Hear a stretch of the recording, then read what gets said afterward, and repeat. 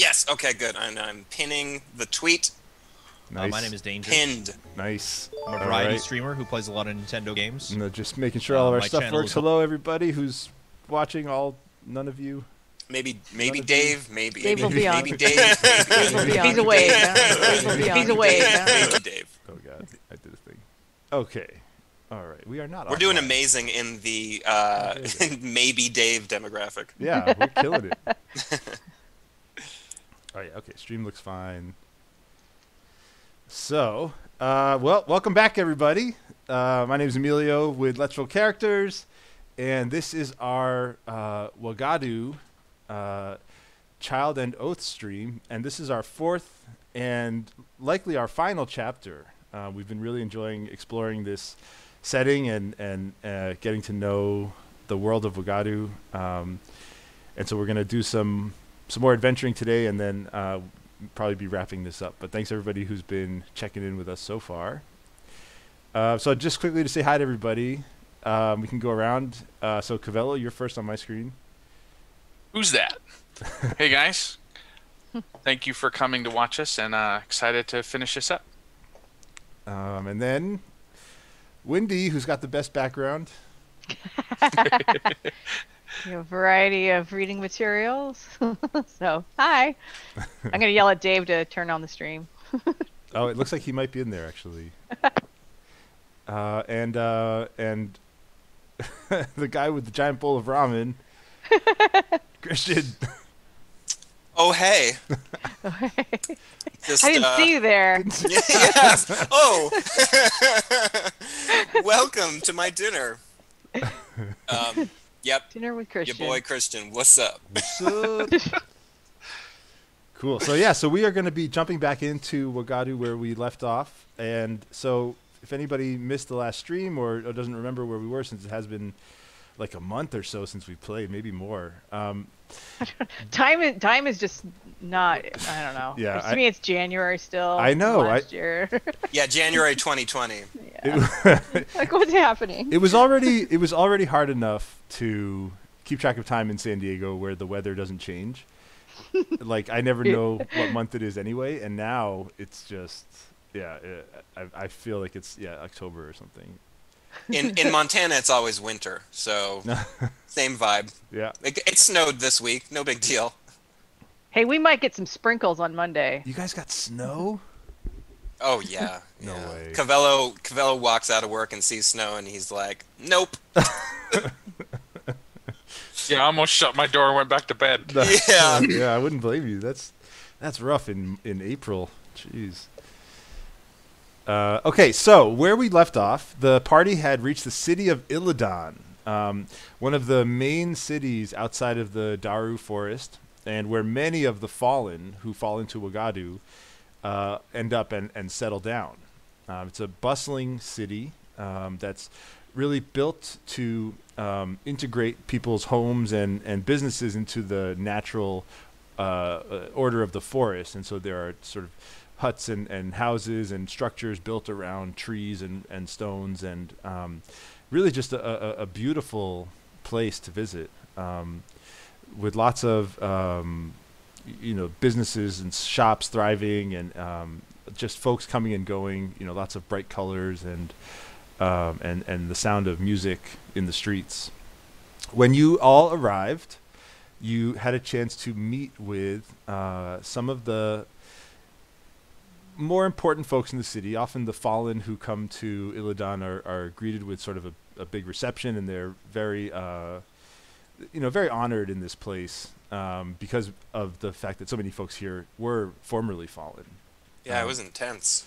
Yeah, you guys got kind of swarmed by a big crowd of folks that were just trying to get a chance to touch your robes and connect with you.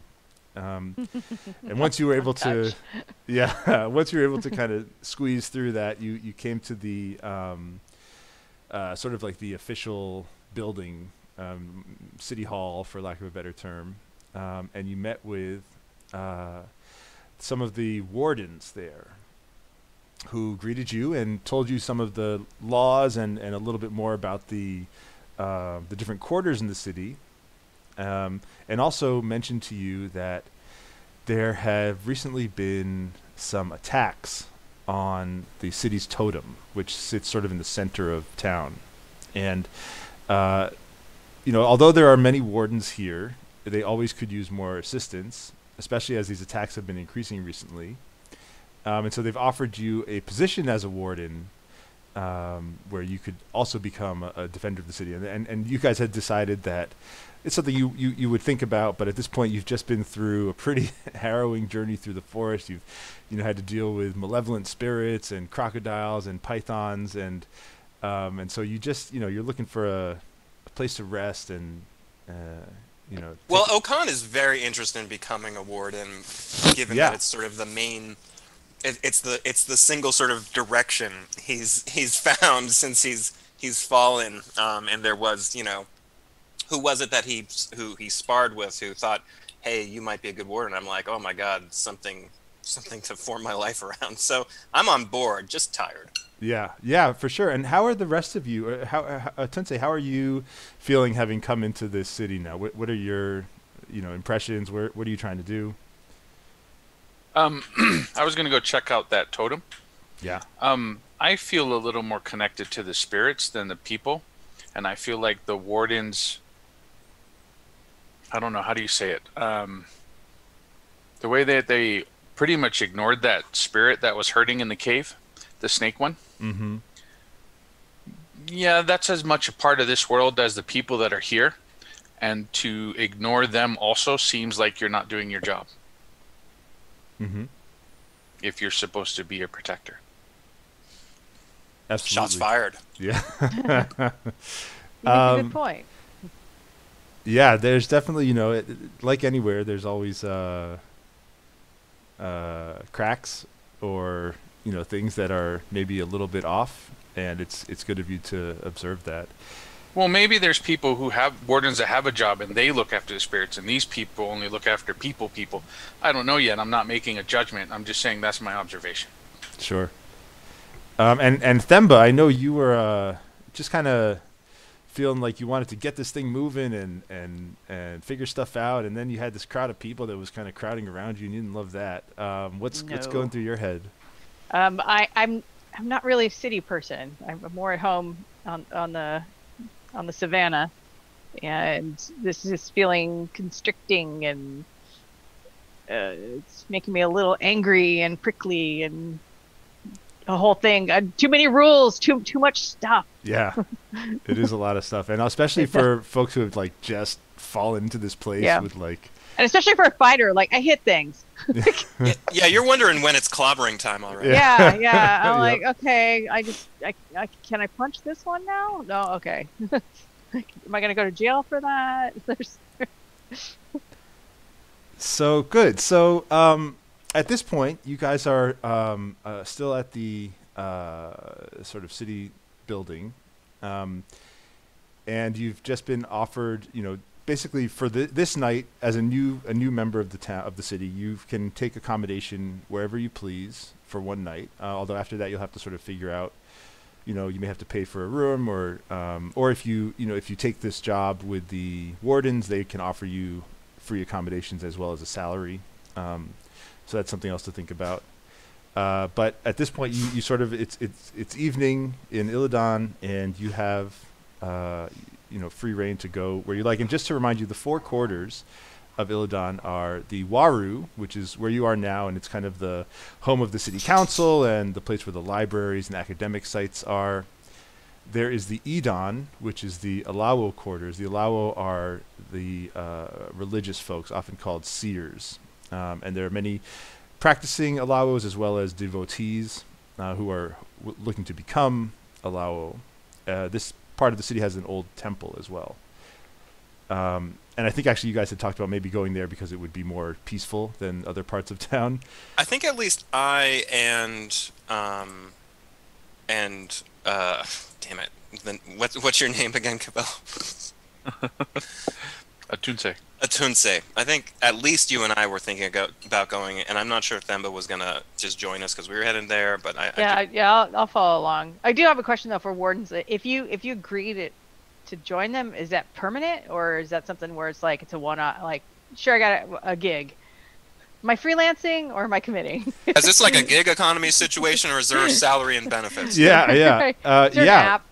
There, it's a job, so it's at will employment. Okay.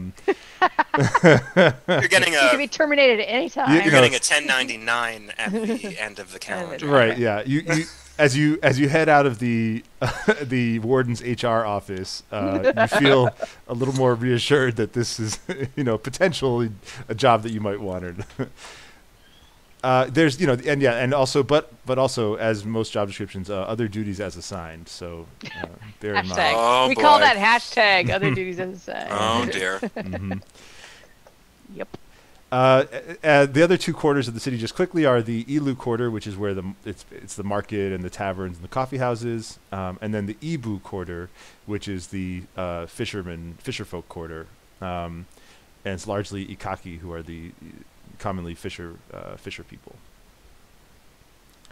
So what do you guys want to do? All right. Yeah, what are you guys thinking? I mean, I do want to give deference to the spirits. So is it Edon quarter? Mm-hmm. That appeals to me, but I don't know about you guys. Isn't that where the idol's at? I mean, we can go check that out and then find a place to rest for the night. Is it like late in the evening, early? It's about sunset now. Okay. Yeah, we can go look at that. Just see if it's an interesting gig, because we will have to make some money. So. I guess, right? Yeah. Money, is that a thing? Yeah, it sure is. We actually have some from that cave. We're good for a little while. Oh, that's right. Okay. Yeah. Yeah. There is definitely an economy here. There's sort of a standard different denominations of these cowries, which are essentially gold pieces. And there are a multitude of shops and businesses that you could visit to get items or supplies that you might need. So you will learn that the shrine is sort of centrally located in the city.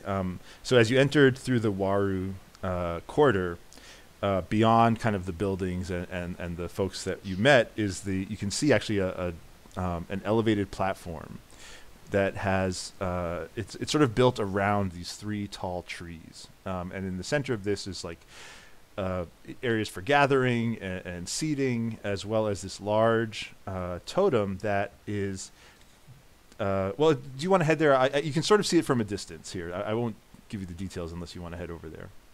Yes, I want to head over there. Yeah. I turn to it and say, I don't know if you want to. How do you want to do this? Do you want to just you're cool, or do you want to put your hand on my shoulder? What's the vibe right now? I'm good to walk. It's not crowded and crazy. Is it not crowded anymore? It is a bit crowded still. Yeah. Oh, then I will probably keep in contact with you. Okay. I just gently caress your hand on my shoulder in a friendly way. In a hostile way. As you guys meant platonic as opposed to non-platonic. Yeah, I was going to say. I was looking for that word. I was like, although maybe I'm sort of like, or yeah, right. No, totally platonic, unless you don't think it's platonic. No, it's platonic. It's platonic. I mean, totally. You guys head platonically towards the shrine. You can see now that the shrine depicts a very tall, elegant woman, and her body, her features are very elongated. She's got a very long torso, a very long neck, long, slender arms, and she's seated.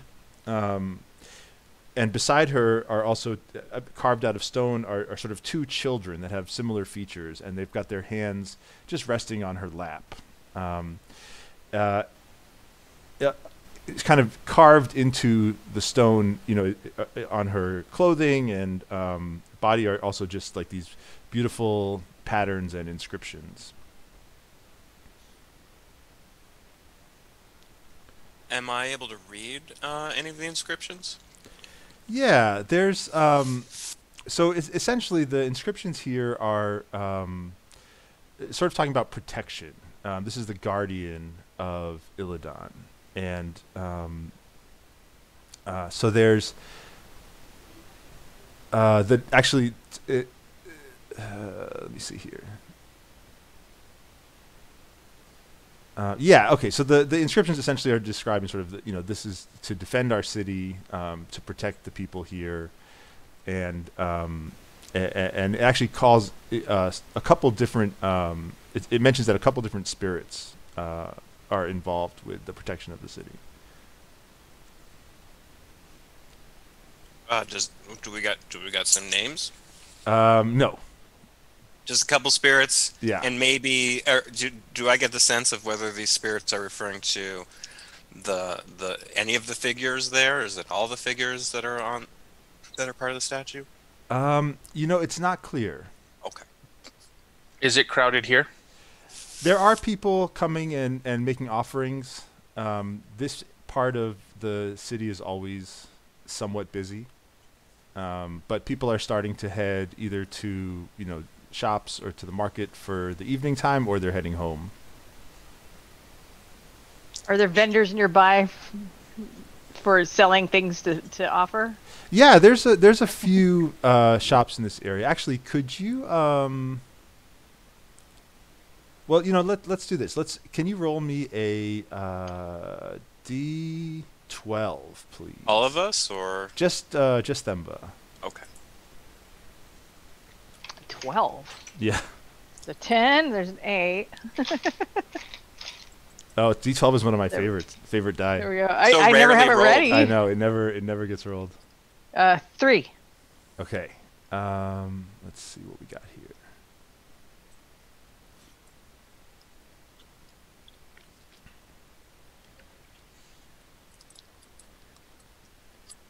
Okay, yeah.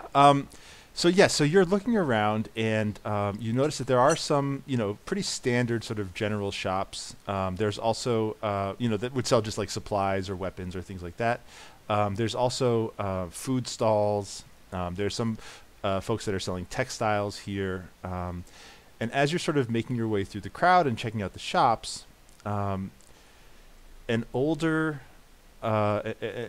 man is passing by you, Themba, and bumps right into you and dramatically falls on the ground. Oh, my back, he yells. And he's help me up, you clumsy oaf. Themba laughs at him. Yeah. I'll laugh, but help him up. But yeah. I'm laughing. Yeah. Give me an insight check, Themba. That's wisdom insight check. So 16. Okay.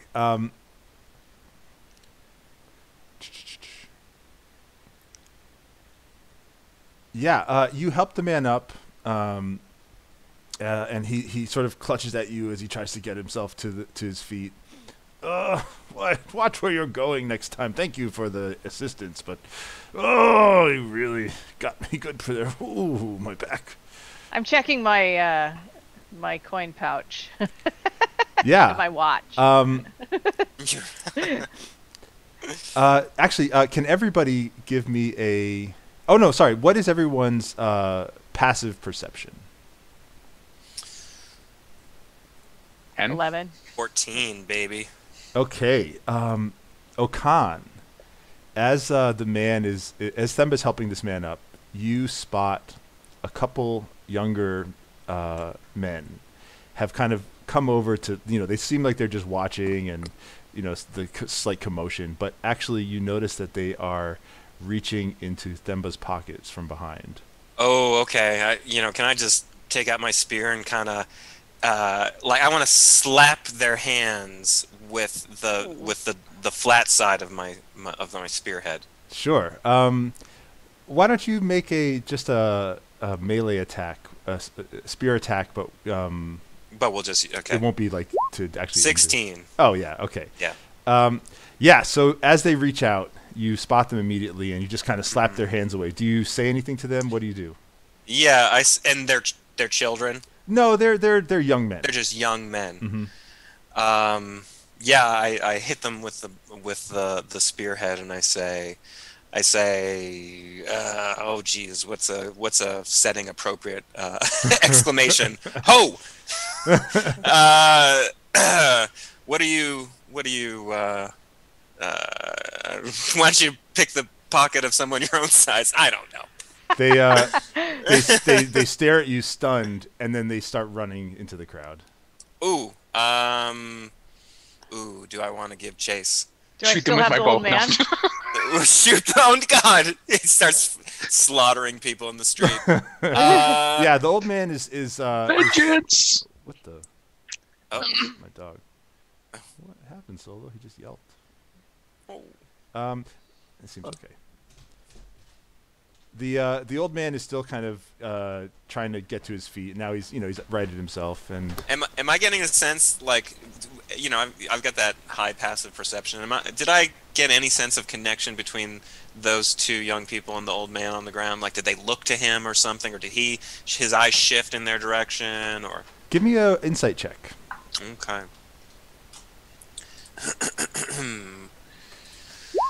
11.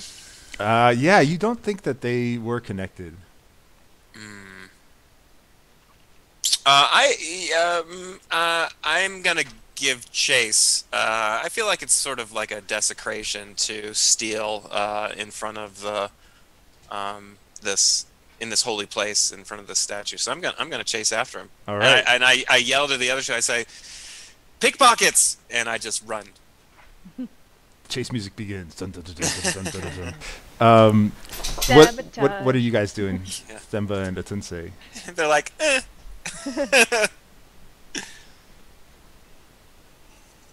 Atunse?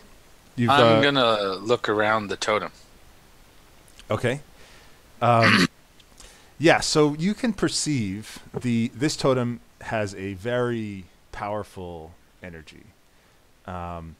It's got a sort of an orange glow around it that you can see. But what you notice is that while this is a very powerful, orange glow emanating from this, there are these slight cracks in certain spots, as if it's been attacked or damaged in some way. Okay. Themba, what are you doing? Well, I'm assuming I can hear what's happening, and I reach down to help the old man up, and I'm holding on to it, and I'm gonna pull him to his feet, and then I'm assuming he's in on it, so I'm gonna roll intimidation. Uh-huh. What are you gonna say to him? Yeah, well, like, how dare you glare at him? try to rob newly fallen Rob? What? I don't know. You bumped into me. I did not, and you know it. You know it, old man. Give me an intimidation check, please. That is 23. Oh, wow. He poops himself. Yeah. You Twice. see, he looks up at you and sees, your strength and the weapons that you carry, and he sort of realizes, you can see in his face that he's, he thinks he probably made a big mistake here. And he says, he kind of looks down. I'm sorry to bump into you, miss. I'll just be on my way then. I'm not letting go of him. Okay. We're gonna wait till your friends come back. Well, you wouldn't accost an old man, would you? You accosted me. I don't accost him. Please, release me. He starts trying to pull away from your grip. Are you hungry? What do you mean? Have you eaten? I mean, clearly, if you need to steal, I'm assuming you're having a hard time. Well, It's a trap. She's going to feed you a knuckle sandwich. Knuckle sandwich. I think I got some lizard heart somewhere around here. You would help an old man?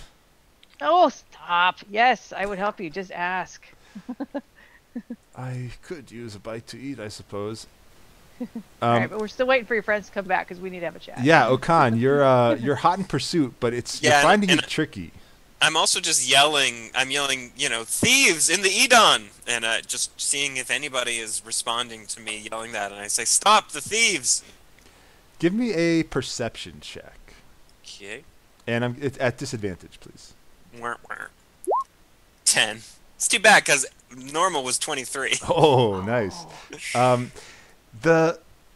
As you kind of get out of you follow the two thieves out of the main square, and they seem, they clearly know these streets well, and after a moment, they've kind of just disappeared from your sight. They disappeared into a crowd or down an alley. You're not sure, but you're not able to spot them. Where do I find myself? Is it like, is there a direction I could guess to go, or am I just completely clueless? So they've run south towards the kind of the marketplace, the Ilu district, which is the busiest part of town, and they've kind of run into the area where all the shops and stalls are.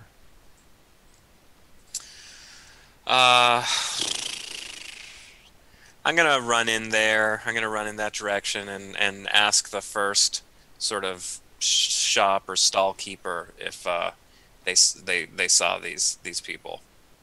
Yeah, there's a fruit seller here who kind of looks up from chopping up a pineapple. Okay. I just chopped up a pineapple myself, so I have it on. It's on the brain. Can I help you? Yes. Did you see two? What did they look like? Kind of just rogues. They looked like they may have been Iron Masters. They had the yellow jewels and the yellow eyes of the Iron Master. Okay. Yes. Did you see two young male Iron Masters running through here? They tried to steal from us in the Edon of all places. To steal from you? No, I'm afraid I didn't see anyone. Did they just ran through here, you say? I'd like to give an insight check to see if I can tell if this guy's bullshitting me. Sure. Ugh, 6. Yeah, he seems like he's probably been busy with his shop. Damn it. I say, pineapples. Yeah. Where might I find, where do Iron Masters congregate around here? Oh, well, a lot of this city is Iron Masters. They're kind of everywhere. Oh, man, I take out my spear and I slam the butt down on the ground and I say, "Tell me!" And I'm hoping I'm very intimidating. As you do that, you hear a voice behind you from the market. Okan?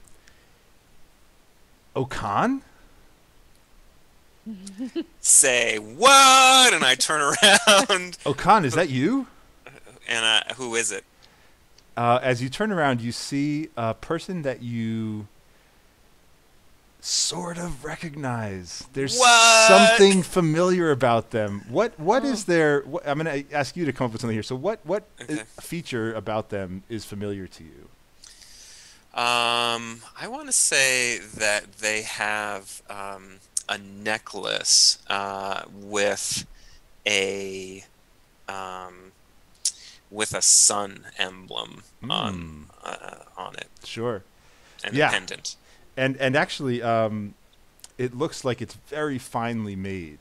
And so you see standing in front of you a female Iron Master wearing a blacksmith's outfit, sort of leather apron, a hammer at her side. And she looks at you and she says, "My God, you've fallen. Do you remember me? I'm Serwa." Boy, I look at that necklace and there's something about it. would a history check be appropriate to see if anything comes to me? Sure. 3. Okay. Yeah.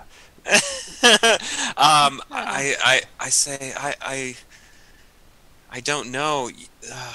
Your necklace seems so familiar. I'm sorry.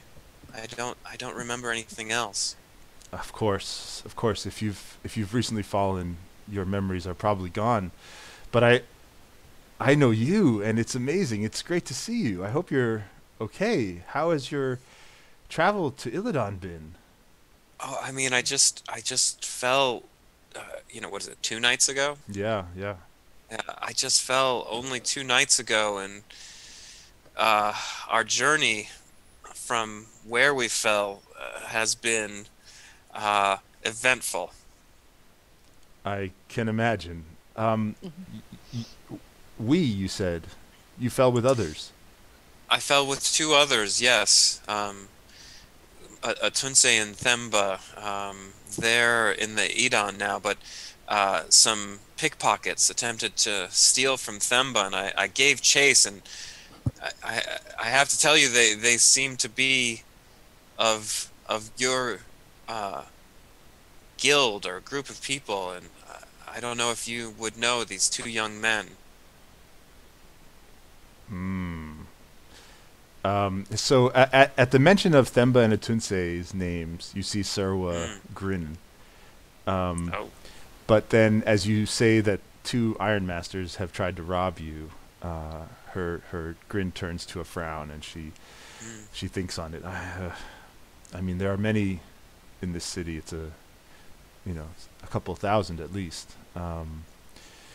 It's hard to say. We have had issues with thieves lately, especially with the totem being attacked. It seems like people have, well, they're not as confident about our defenses, and so they've started to sort of take matters into their own hands. But well, I don't know if I can help you find those thieves, but take me to your friends. I know them. I know the 3 of you. What? You must not remember. I remember nothing. Yes. Please. If you do know, did I know Themba and Atunse? Oh yes, you would have. My goodness. Well, please, yes, if you would. They're over at the Edon, and thank you. Let's go to them quickly. And she starts striding off confidently. Okay. Yeah. Towards the Edon. All right, let's go. Hey, Emilio. Yeah. I'm gonna activate True Sight. I want to see what's going on around here, so I'm just looking like what those cracks look like. Yeah. See if I see anything. If there's someone parading as something they're not, whatever that be the case. I want to look around the place with True Sight. Sure. One moment.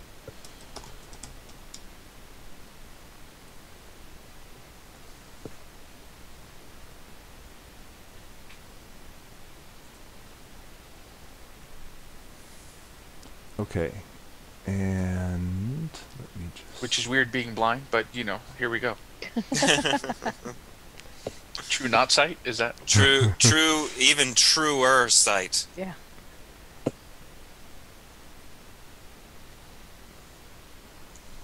I can see into the quantum realm now. Nice. That's handy. So handy. Sometimes. When you have to quantify something, it's very handy. Okay, so in this place, in addition to the shrine, which is giving off sort of a powerful energy, you're picking up just a lot of there's just a lot of small shrines and totems scattered everywhere here. So there's sort of energy and light coming from a lot of different sources. You aren't noticing things like hidden creatures or like magical doors necessarily in this part of the city. What I think you can see is that there's a connection between a lot of the smaller shrines and the large totem. And those cracks look like they're in places where that connection has been severed in some way. So there's sort of this web of energy connecting all of the smaller shrines to the large one. But in some places, those lines are broken or damaged. Is there any place that there seems to be a void of energy? It looks like it's scattered. It's not like concentrated in one particular section. So just a spot where this line has been broken. It's a little dark in these little patches where those connections have been broken. Yeah. Yeah, it just seems like, something may have been attacking or cutting these connections or, sort of damaging the power of the totem. Do I feel like that would have to be done here or at the little areas where they're connected to? It's likely from the larger totem. Okay. Themba, you still got this old man by the scruff. Oh, right. You see Okan walking back towards you with a blacksmith woman who I think we're more at a bit of a gallop, I would say. Yeah, maybe cantering over. Yes, cantering. And you also find something familiar about this woman. What is it that strikes you about her? Is it also the sun necklace, or is there something else? It's her eyes. Ooh. Classic. Especially after wearing masks for so long. You got used to eyes are important. Yeah. Yes, the recent pandemic in Wagadu has really changed behavior.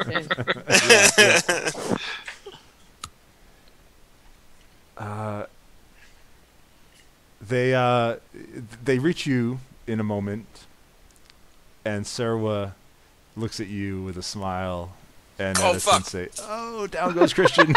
It's the cat. The cat has sabotaged me. Sabotage. Hold on. That was great.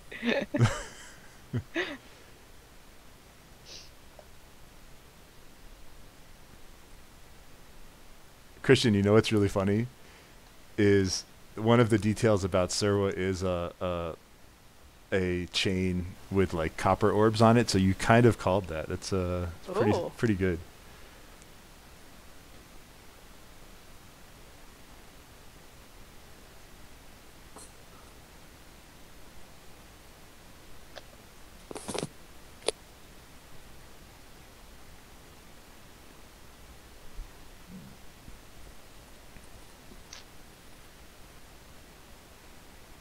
Sorry. This is what cats live to do: is sabotage human existence. Yeah. They're evil ninjas, brother. They are. Mine's all crashed out on the Superman blanket. Oh, so cute. Is that the kitten? No, that's Ollie. The Oh, kitten is, I think, on a heating pad. That thing turns on a dime too, and then she's like, I want to meet your kitten. "Yeah, you guys will soon." Okay, so Sorry. so as Serwa approaches, she smiles at Themba and greets you. And she puts her hand out for what would actually be an appropriate way to greet someone who's blind, let's say, since you can't see her reaching out to you or anything like that. Just speaking, or What do you mean? like I don't want her to like touch you without permission, right? She wouldn't want to.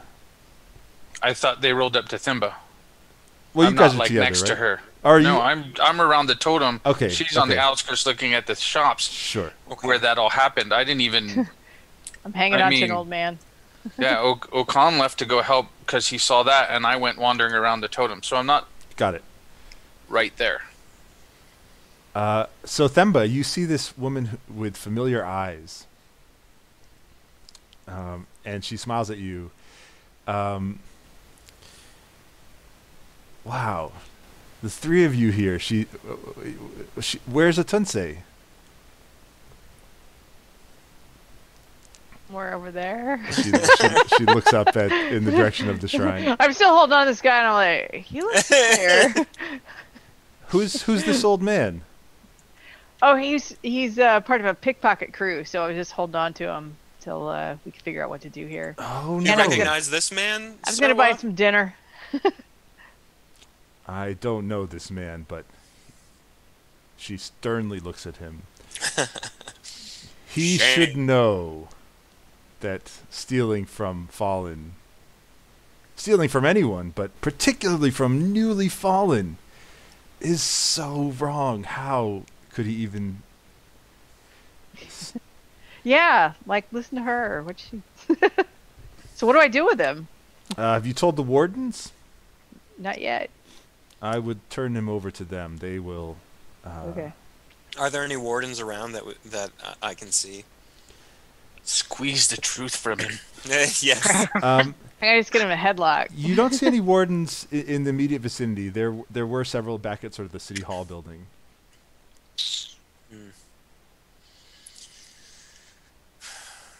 I mean, do we just let this guy go? Sorry. Break a finger, call him lucky, and let him Oh, go. jeez. I'm not there. I'm just yapping. Like I'm some dude in the crowd talking. Break his finger. Yeah, break his finger.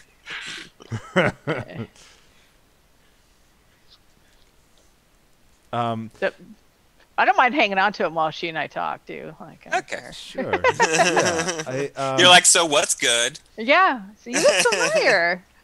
actually, at this point, a couple of the merchants nearby have also noticed what's happening, and they see you holding onto the man. And they come over and they say, "Was this man trying to steal from you?" Well, he was distracting me. Well, apparently 2 others were trying to steal from me. Yes, I gave chase, and they lost me in the market. Ugh. Yeah, I know this crew. They've taken from me before as well. We never caught on that this guy was a part of it, though. Now I see their game. Do you- Let us take him.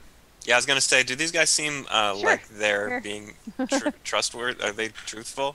Yeah. They well, if you want to make an insight check, but yeah, they seem on the up and up. Nope. Okay, I got a 12. But, Yeah.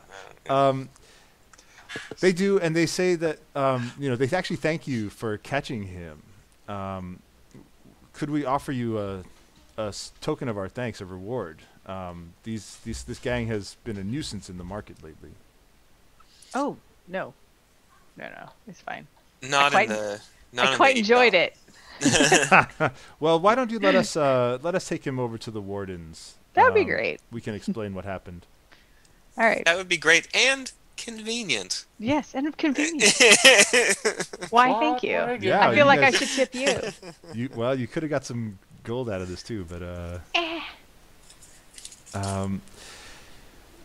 with this situation neatly tied up with a bow. Imagine that. The fates.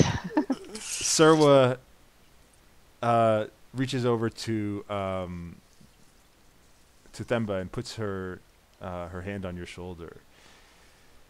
You look well. Thanks. I'm guessing you don't remember me either. Not at all. She looks at your scimitar. She says, "Well, last time I saw you, I put quite an edge on that blade. Ooh. How's it been treating you?" It's a lovely weapon.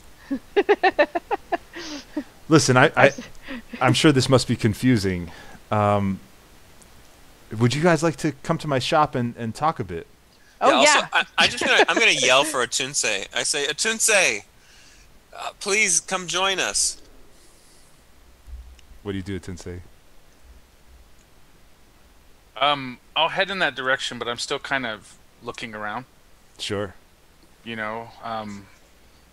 Walking backwards. You're just kind of still trying to figure this puzzle out. Yeah. But I'm heading in that direction. Yeah, as you're headed over there, a pretty aggressive merchant who is selling these like decorative beads. And he's got a bunch of them just draped on his arm. He pulls you aside. He kind of grabs you by the arm. He says, "Sir, you look like a man of fine taste.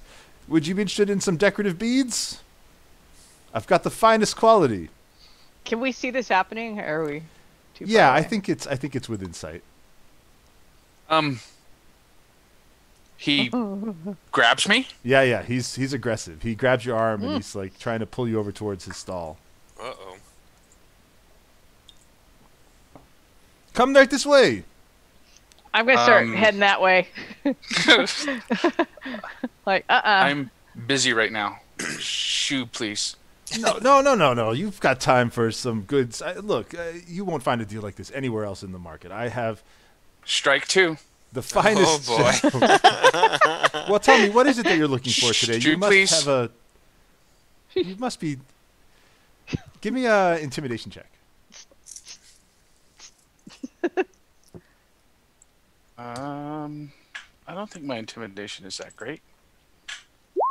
Oh! 20. Oh yeah, okay. Oh. So at the third warning, he realizes that you are not interested and maybe not to be trifled with. Sorry, sir. I'll let you go on your way, but hey, do remember to come by my shop. He gestures in the direction, not realizing that you can't see it. Good man. And I'll continue on my way. As you reach the others, you hear a I say, familiar. Sensei, who was that man accosting you? He was a dead man. And then he wasn't a dead man. And it all worked out okay. He was pointing in a direction. What did he say was over in the direction? He's a bead merchant. Oh, okay. Bees? Beads. I guess he didn't realize I can't see, so he thought maybe I would like finery. Okay. But after a very short conversation, he got my drift. Did you catch those two guys? No, but I found this woman, Surwa, she says she knows us. Does that name sound familiar to you? Sure. No. Oh, Tunsei. It's been Who's- some time. How are you, champion? The voice might, though. Yes, the voice is familiar to you. When I hear it, I kind of turn in that direction and cock my head funny. I didn't know you by that name, did I? You might not remember. No, I know. I'm saying that in a question. Like, This is this is the name I've had. what is the role to remember? If you want to make a history check. Oh, yeah, right. I used my luck on that last one. Evidently, I still got it. 20. Oh yeah, okay. Nice. So you remember now that Surwa was one of the finest blacksmiths in one of the cities, a city whose name you can't remember, but a city that you had been to and spent some time in. Surwa's role was helping to prepare the weapons for the champions in the tournament. Like my very own Q. Very sweet. What would you like to say to Surwa? She asks how are you doing? I am very well. And it is nice to hear a familiar face. It's good to see the three of you. I can't believe you're here. Listen, come In a with very me. Come weird with me. note, neither can we. I bet you can't. Hey, do you all have a place to stay tonight? the freebie wherever that ends up being, but No. You come stay with me. Listen, I've got plenty of space. My shop has been doing very well. You've got to come in and stay at my place. I insist. with as much of a bow as I can flourish, as you wish. That would be greatly appreciated, Sirwa. Of course. No, I wouldn't expect anything, accept anything less. Listen, have you all had a chance to meet with the town council here, with Toye and Ite? That's why we're here, kind of. I guess there's been trouble with the shrine, and we were checking it out. I see. Oh, yeah. What? Well, no. Let's talk it. Come. We shouldn't stay here in the street. Let's get something to eat. As we're walking, can I do a history check? Sure. See if it's triggering anything. Sure. I'm like, okay, I feel comfortable here, but that is 13. Yeah, the mention of the tournament and the champions does kind of spark a memory. It's not very clear, but you do remember now Sirwa's shop, and you remember the moment or the time when she helped to hone your weapon before the tournament.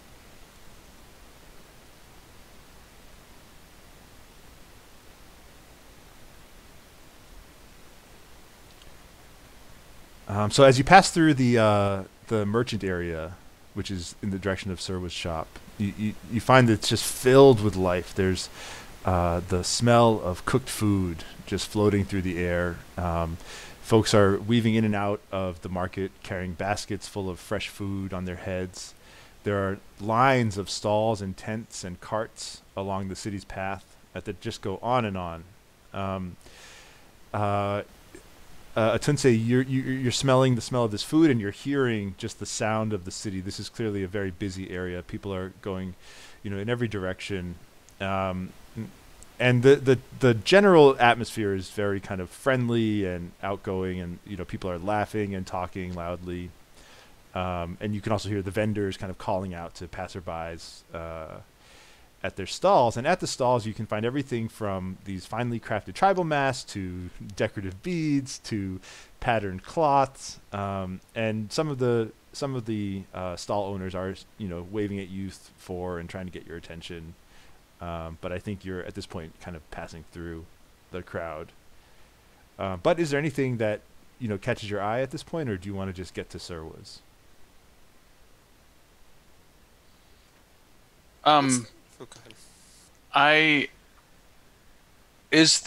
Was any of the dark splotches in this direction? Yeah, they did seem to kind of go in sort of to all the different parts of the city. Okay. I just kind of want to make a note because I want to check those out. And actually, at this point, give me a Arcana check, please. Ooh. Like, I'm kind of piecing together some things in my head and then got distracted by the dude, and then 10. Okay. You don't have a clear sense of it, but something is telling you that there is the energy in the fishing part of town. The fishing district seems more off as you get closer to that area.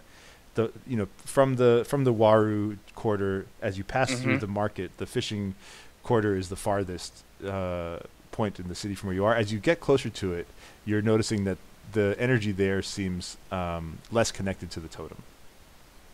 Okay. I'll kind of put a pen in it for now. Sure. Sirwa leads you through and past kind of down a side street in the sort of the middle of the market area. And as you start to leave the hustle and bustle of the market behind you, Sirwa, she leads you to a fairly modest-looking building that is surrounded by all these different fetishes of various styles and sizes. And at both sides of the building's door are these two large bronze warrior statues. The sign over the building's door reads Ohun Ija. As you enter the shop with Serwa, there's this smell of hot coal smoke and sulfur, and a metallic taste lingers in your mouth and in the back of your throat. Inside is similar to the outside. There are fetishes covering the walls and some of the surfaces, each with unique forms, and masks as well as bronze plaques depict deities on the wall. Serwa turns to the three of you and says, "This is my shop. Welcome. This isn't the nicest place to chat, so it's quite the motif here." Well, I do stay busy. The folks in Illidan really appreciate all of the totems and the fetishes that I can provide, so I'm constantly busy. Lots of work to do. I just kind of let Atensei know kind of what we're seeing here. As Sir was introducing you to the shop, a pair of apprentices emerge from the back, and they seem very busy. They're kind of bustling, but they kind of pause to greet you as Sir introduces them as Adolfo and Kukua. Both are also Iron Masters. They have golden hair and eyes. And Serwa, invites you to come through the shop into her home, which is just connected in the next building. It's a modest place, but very well kept. She points at some seats at a table and invites you to sit. Let's talk. Adolfo, when you have a minute, could you bring us some tea, please? Or what do you take? Water? What's your preference? Tea's great. Yeah, we've only had water, so. What kind of tea? Do you have fruity tea? Absolutely. Yes, there's that was for Dave. There's a mango tea that we make that's delicious. Ooh, I'd like some mango tea, please. I'd like some plutonic tea, please. But no, you must be tired. Please have a seat. Tell me everything. What's happened? How have your travels been? Wait, can you tell us how we know each other? I'm sorry. Yes, of course. And who are we? I forget that. Who are we? Yeah, your memories We're still haven't fuzzy on that. come back Yeah. yet. No, you're right. You're absolutely right. Well, I met the three of you in the city, and for the life of me, I can't remember the name of the city still. But I worked there as a blacksmith. Actually, a pretty important one. There was an annual tournament of champions in the city. Really just a fun event, a chance for people from all over the countryside and in town to come together and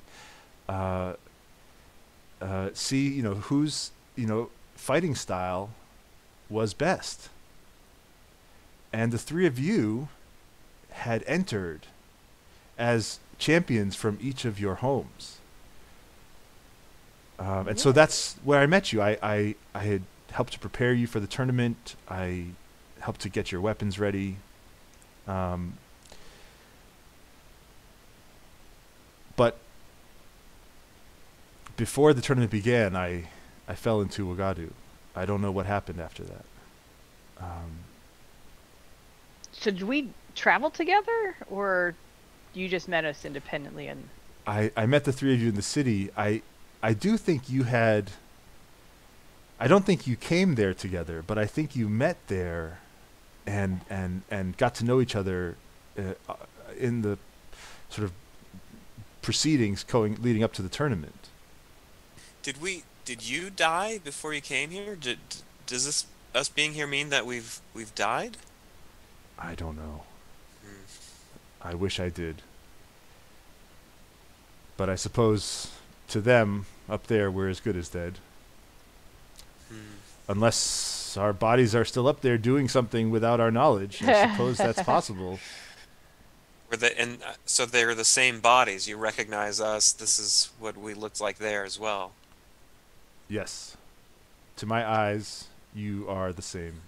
And we were fighters of some kind, strong fighters. Yes, champions. Well, that's clear. Oh, I wish I had gotten to see what happened in the tournament. I wonder maybe you'll remember. Can we roll to try and remember that? Yeah, or? I'd like to roll a history check to see if anything comes back. Okay, yeah, go ahead. You can all roll a history check. Ugh, 6. Oh, snap. Okay. Jeez. I did even worse than a 6. Crit fail. What?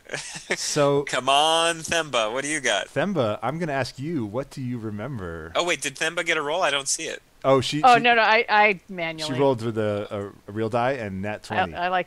Oh, the real nice. Yeah. So you do now recall that there was a tournament that you entered. What do you remember about the tournament? How did you do? Oh, good God. I'm not ready for this. Okay. Big tournament, lots of noise, things coming at me. I remember fighting. Did you win? Did I win? Did Atunse win? Did we all win? I'm gonna go with no. Oh. I don't know what happened to you two, and I don't remember dying, just not being there anymore. But I remember the hustle and bustle and the battle going down. Smell of the chalk. The blood. Yeah, you would also remember that. Well, so actually, probably you don't remember the blood because this was a tournament where the champions, and you will remember this. Like the sparring. This protection, the sparring protection. So cool. you could still use your weapons and any fighting style you like, but people wouldn't sustain any sort of injuries or death. What a handy way to be able to fight. Yeah, I mean, why not showcase your skills if you can do that? Yes, that's you great. did that last round. Well, right, You had yeah. a nice spar. Yeah. thing. It's like Okay, Dune. well, if it wasn't a fight to the death, then I would assume that I did better than I didn't get killed. Right. You slipped and fell and broke your neck. Yeah. Surwa actually sees you sort of, the look on your face is familiar. As many Fallen kind of have these moments where they can grab a memory and pull it back. Yeah. And she says to you, I'm sure, Themba, you must have done well. You were one of the favorites. Ooh. And I was also a favorite. And he's pretty good too. The three of you were highly regarded. Hey! Okan, although you came out of a very small village, if I remember correctly. I just think you might have been a little bit out of place in the big city. She's saying I was a big lion in a small savannah. Maybe yeah. I think when I met you, you were a little overwhelmed. It feels like that experience is carried on. So what can I do to help the three of you settle in? You're welcome to stay with me as long as you need. Have you did speak with the wardens? What have they told you? What are your plans now? They asked us to join if we wanted to. Otherwise, find your way. Not much, really. Oh, they asked you to join.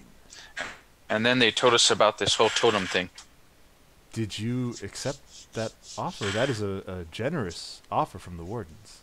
Not yet. I'm ready to serve. Wow. Well, I will tell you, wardens, they are very honorable, well regarded in this city, and they make a pretty good living. They have some flaws. I suppose, yeah, they all do. It could be my opinion, though, so I mean, we'll leave it at that. Well,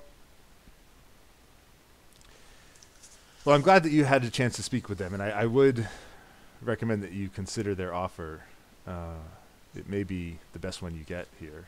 I don't think they... Do you know anything about the totem and what's been going on with it? Is that your foot? No. What? This is my hand. This is my hand. Hello. Hello, Simba. You got something on your face there, Kristen. You should wipe it off with your hand. I have something in my mouth. Oh, God. So, back to the totem. So Serwa is looking at me moving my foot around the room. Oh, you can take the boy out of the country, but you can't take the country out of the... So anyway, you mean lion. To answer your question, I have, yes, I am familiar. Yes, the totem has been attacked, and actually, I'm in the process of preparing several small fetishes and protective pieces of metal to provide to the totem. Actually, your timing is pretty fortuitous, because we should have finished with those pieces in the morning, and we needed somebody who could take them over and deliver them to the wardens. Perfect. What do they know, or what have they said about these attacks that you understand? And what do we hope to accomplish with these fetishes and metal? So, the altar, the totem is being attacked by some sort of malevolent force. It might be an evil spirit of some kind. It's hard to say exactly how it happens. I have not experienced any of these attacks myself. But when the totem is attacked, it weakens our defenses. And we've had creatures coming into town that never could have come here before. Deep ones? Deep creatures? Deep ones. In the fishing part of town? Never mind. Yes. Very often coming from the sea or from the Ibu Quarter. There's more to it than I think they realize. What do you know? The totem connects with other totems and makes a net over the city. Well, there's dark spots in the city because those connections have been severed. Ooh. So the fishing village, or the fishing area of the town, I noticed was a little bit darker than the rest, and I was going to go check that out tomorrow, but these attacks have created holes in the Matrix. The net, that protection that the totem and its subsequent totems that it's connected to provides. That's how they're getting in. That is troubling, but it does make sense. I'm also just like, wow. I'm not sure how your fetishes are going to fix that. We have to reestablish the net to protect the city. Well, I hope that they will be able to do just that.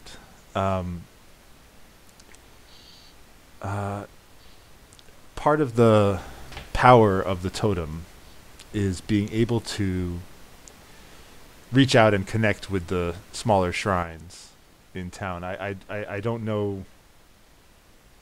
I suppose I don't see it the way you see it, but we know of this magic. Does she have totems with her right now, or are they elsewhere? This shop is full of Okay. these small charms and fetishes and small totems. But the one specifically that are needed for this are being prepared still. I say to Atunse, Atunse, perhaps you could view these totems and discern if they would do what Surwa believes. How do they power up? Surwa grabs a small fetish from a table and shows you some inscriptions that have been carved into it. The words on this fetish, combined with a coating made of herbs, will seal in the power and enable it to connect to the greater energy here. So to answer your question, and again, Okan, I don't know if I am completely correct to understand, but I wouldn't be able to tell if it would work until you activate the fetish, because it's not actually empowered until it's activated. And if the power's different, then it won't. If it's the same, then it might. But even then, I don't know the art of fetishes. I only know what I see, sort of. Well, then you'll be able to tell if it's active. Anything. Yeah. Okay. Cool. I'll be able to tell once they do what they do if it worked, but I won't know just by looking at the prepared fetish if it will work or not until it's turned on. I don't actually see it because it's not active spiritually, so it doesn't have any power, so I don't see it until it's on. What turns it on, though? Whatever mojo they do. Yeah, once I think once these are probably prepared. like tight clothing and like High heels. maybe candlelit situations. Yeah, rose Not petals. that kind of fetish, man.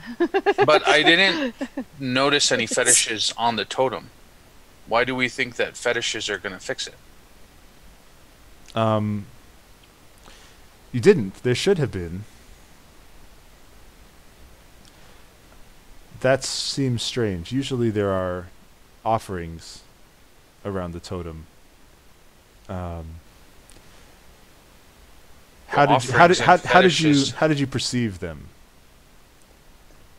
There was just nothing there. It was just the totem and the energy around it. There was some scribblings on it. I mean, there's people's offerings, but what you are describing seems like something that we attach to the totem, attached to the smaller totem, and we're hoping that it will repair that line. Those connections that are still intact don't have fetishes there right now. Perhaps it's the way that you see the energy. Maybe it looks connected to you in some way. But there should be charms, fetishes, other sorts of important items around the totem. Oh, it just looked like a stone totem. The way that I saw it. We can look at it again tomorrow and see if we can fill in some gaps.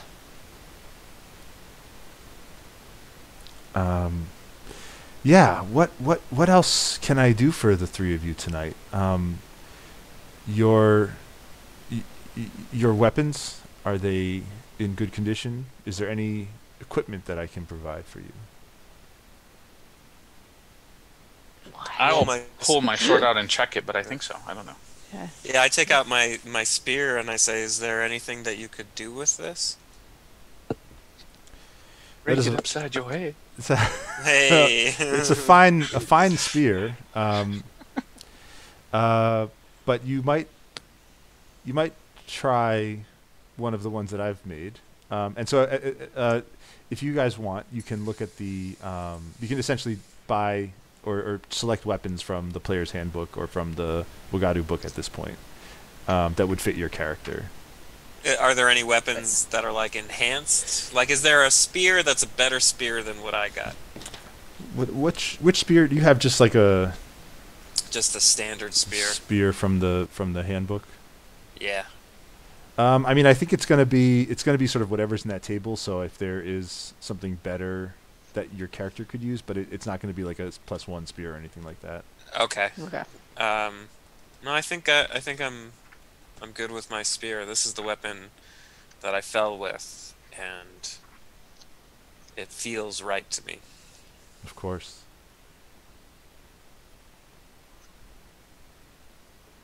Do you happen to have Go ahead. any crocodile teeth and or skin laying around?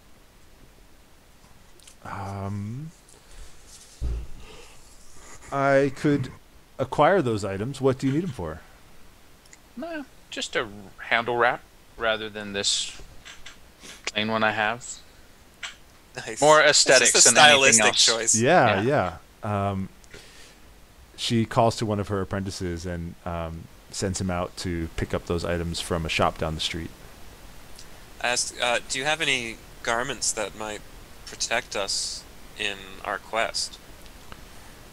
I could fashion some armor for you. What?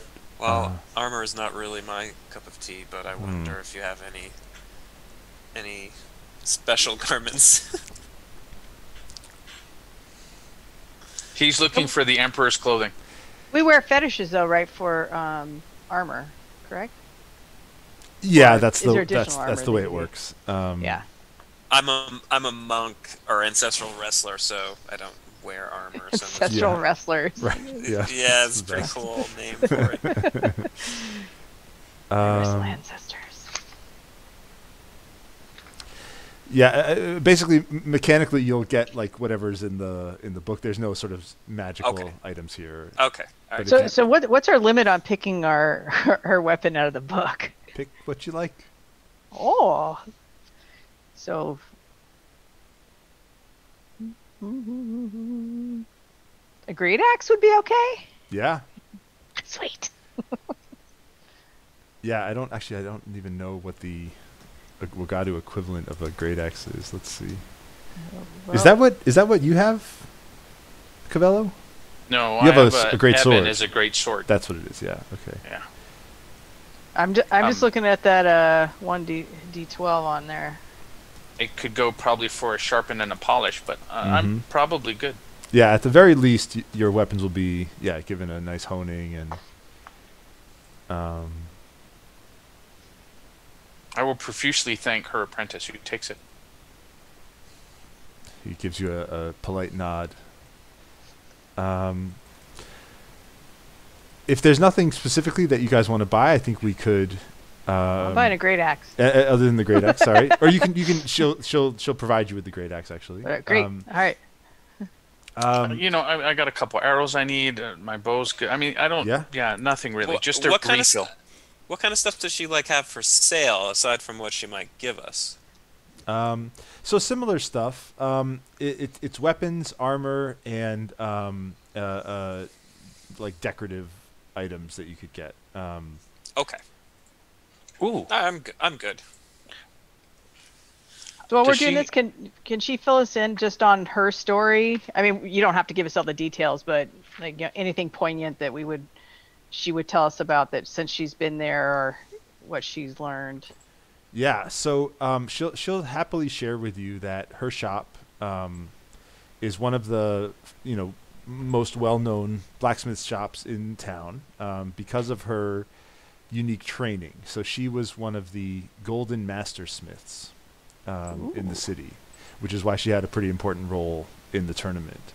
And so she, unlike many who fall, she remembered at least her trade and her blacksmithing skills. And so she was able to set up shop and kind of be, provide a lot of equipment to the townsfolk.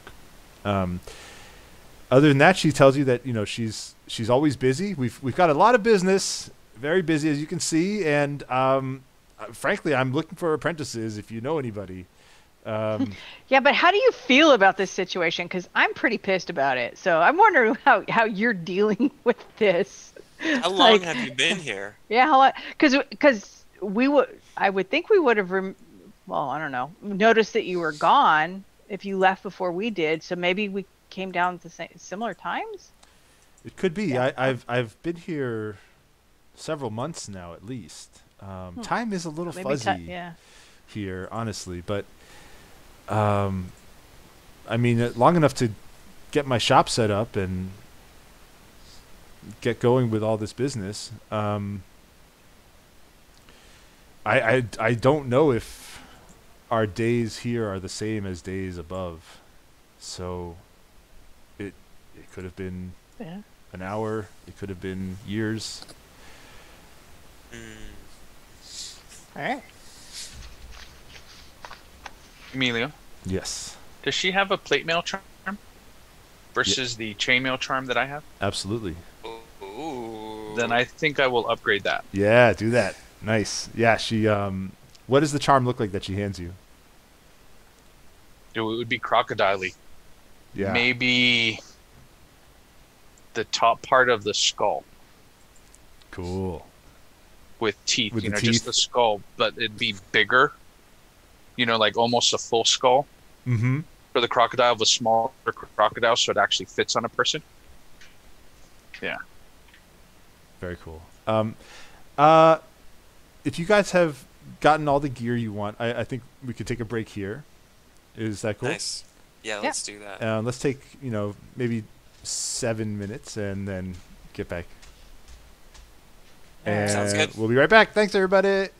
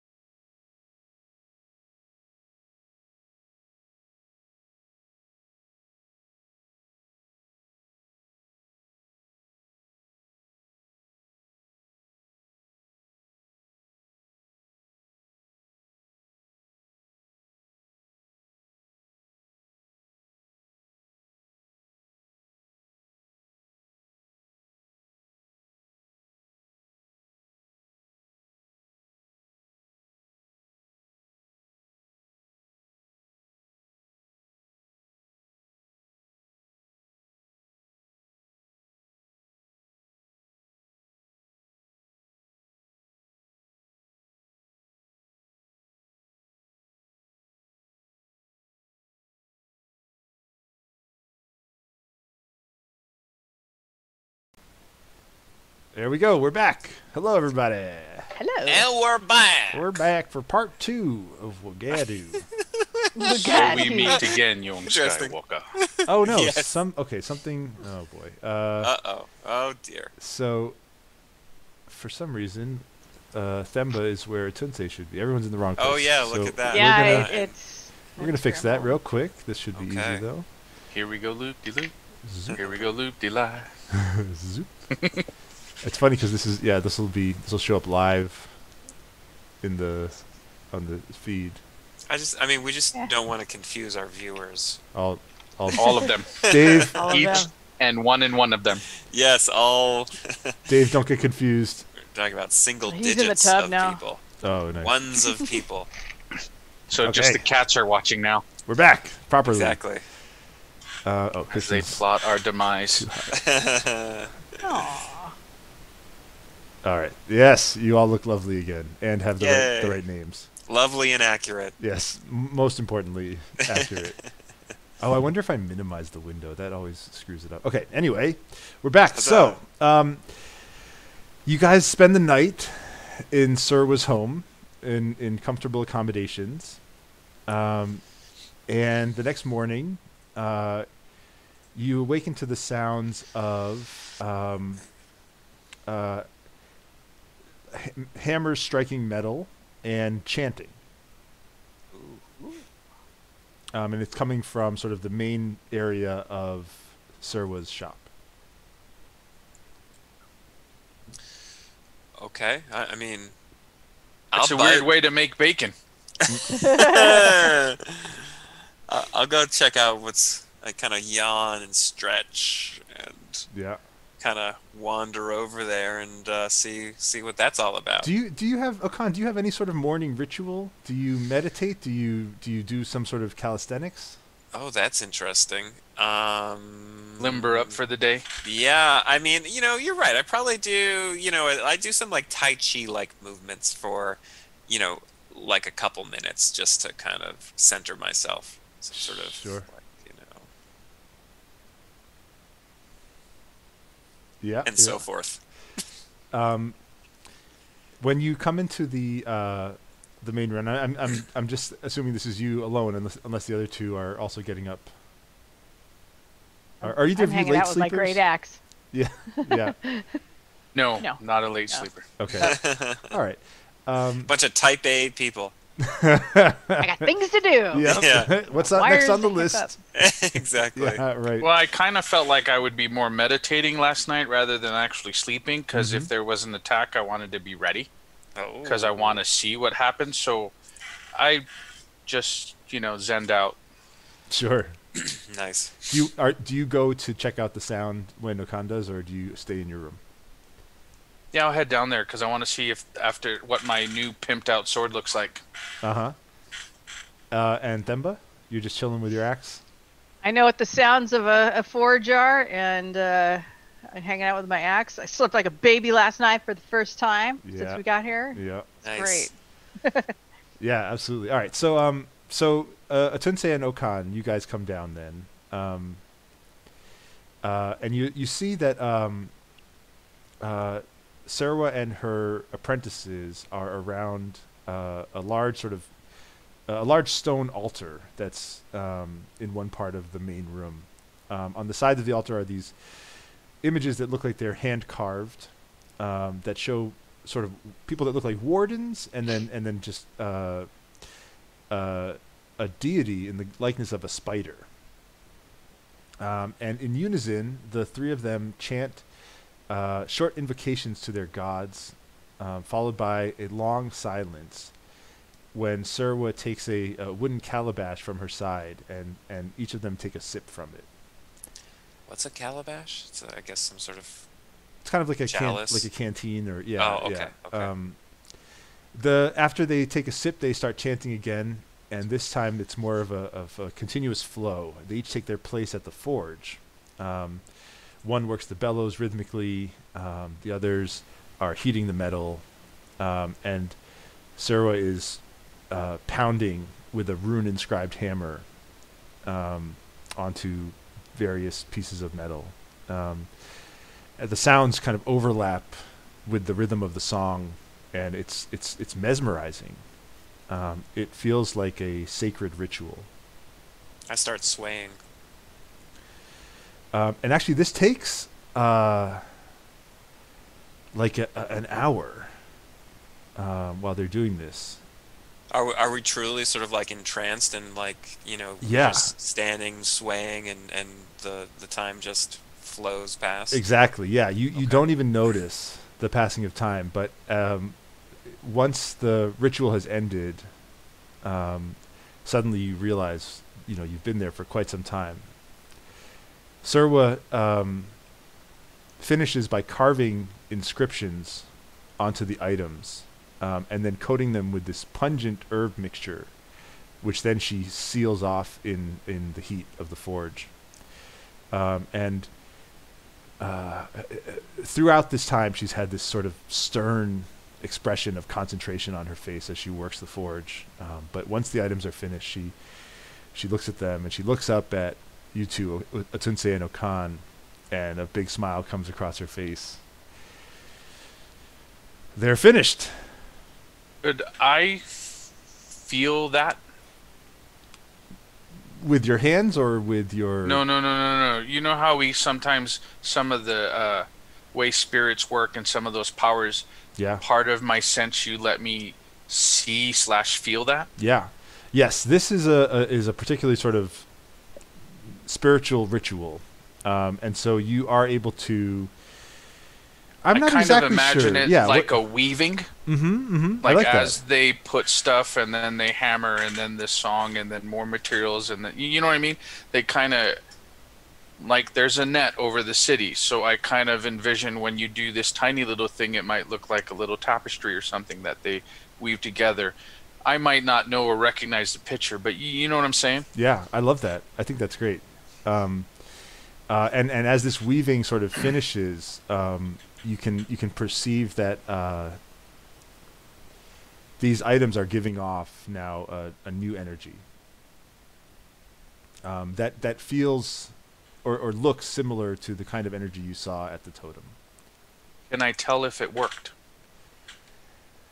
Well, so in terms of the weaving happening and the items being imbued with power, that has clearly worked. But it doesn't seem like there's any change to like the broader net yet. No, right. And I don't even know what it does, but if it was the purpose of this ritual was to imbue power in this item, Yeah, can I tell that the power was imbued in this item? definitely. It's been activated. Yes. So looks at the two of you and says, well, that's the ritual. These are ready to go. I say, what magic was that, Surwa? This is protection magic. I imbue these objects with the power to guard those around it. Oh, is it power from the ancestors? Yes. Okay, I'd like to know if I can feel anything like that, because that's where I get my power is from the ancestors. I'm just curious if I feel something. Yeah. Have you had an experience where you've sensed ancestral power or spiritual power? Well, it's kind of what fuels my abilities, Mm-hmm, So it's so yeah. I mean, I feel connected to that power. Obviously not in the same way as Atunse, but Yeah. In a sort of almost like martial way, which maybe is kind of similar to Atunse, but different. Uh-huh. So Why don't you make me an Arcana check? Okay. At advantage. Ooh. My roll's been garbage today. Let's see. Ugh. 10. Wow. I know, it's just garbage. Well, no. Yeah, these are spiritual objects, and you perceive them as such. As and magic. There is magic here. Magic. Check. Got it. Well, Surwa says, if you'd like to have some breakfast, I'm happy to provide you. There's also wonderful shops and restaurants in the marketplace that you could check out. But I suppose it wouldn't be too much to ask for you to deliver these items to the totem before you do that. No, I can do that. I wanted to go check it out anyway. But feel free Sorry, to have I'm yelling at the cat. Yeah, I was like, are you muted? No, I'm just, the cat is being a bad baby. Sorry. Uh-oh. Yeah, my dog just had to do some laps in the yard before we came back. Help yourself, Serwa says, help yourself to, anything here before you go, but I would ask that you deliver these as soon as you can. Yeah. I'd love to eat. Were they able to finish with the stuff last night? This is way more important, so if not, cool. Serwa grins and reaches behind a bench and hands you the crocodile armor totem or fetish. Ooh. I think this will serve you well, Tensei. Thank you. She takes your hand and places it in your hand. And Themba's got her new axe already. And my axe. And my axe. It's My a cat mine.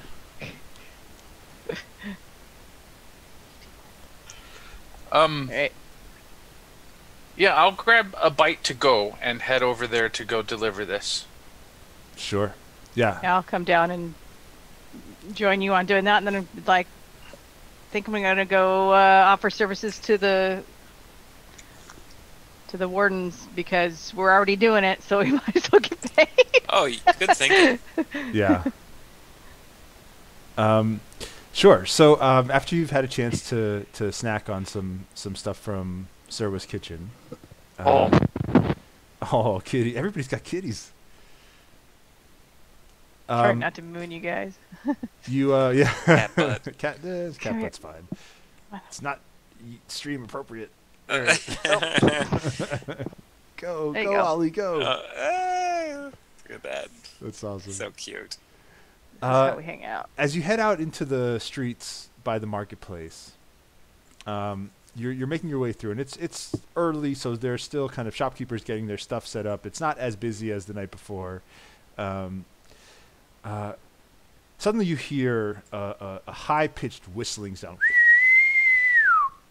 and as you look up at the sky, and I guess Atunsa, you're just hearing the sound. You see a flare flying up into the blue sky overhead, and suddenly it just erupts into a ring of orange smoke. Oh boy. And as this happens, you see that wardens start running from various directions towards the Ibu quarter, the fishing area.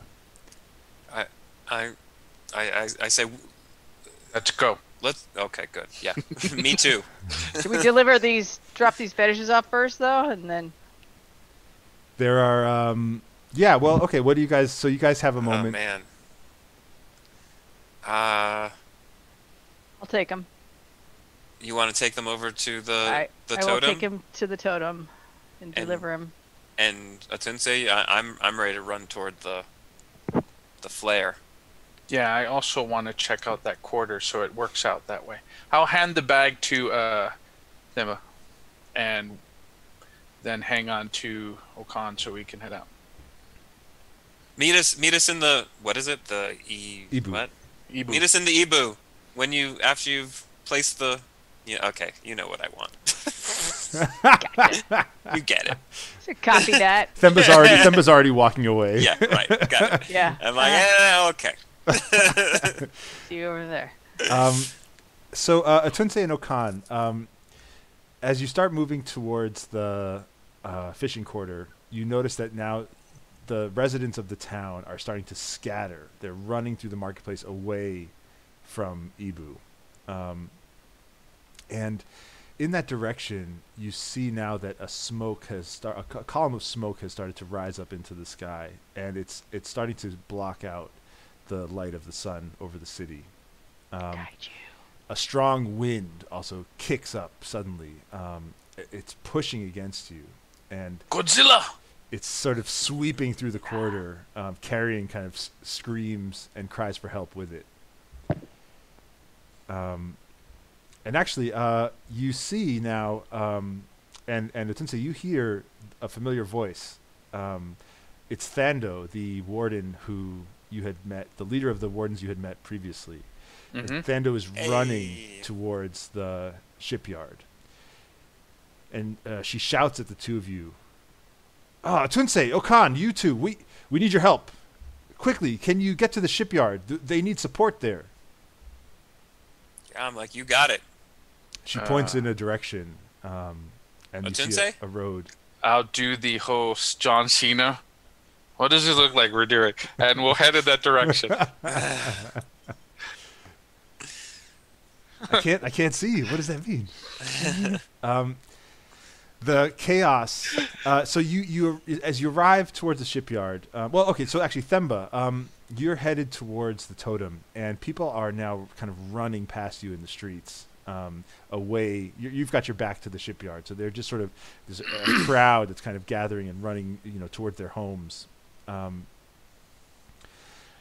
It's getting actually pretty congested, and now wardens are coming from the area of the totem towards the shipyard and passing by you.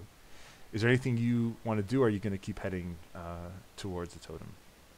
I'm just heading towards the totem. I feel it's important to put these back or where they belong. Sure. We broke rule number 1. You did. You did. We broke rule number 1. And I probably should have went to the totem because I could see where maybe they go. I don't know. So, anyway. Themba, back in game.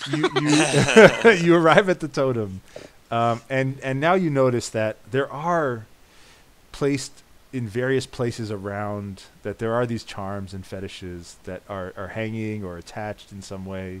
And you look into the bag that Serwa gave you, and there are 4 objects there. And they're not a particular thing. They're just sort of shapes with inscriptions on them. What would you like to do? Try and figure out where they go. Yeah. Give me an intelligence check. All right. I have to move a cat. Hi, kitty. Sorry. I need that. All right. Well, I don't have a negative on it, so that's a start.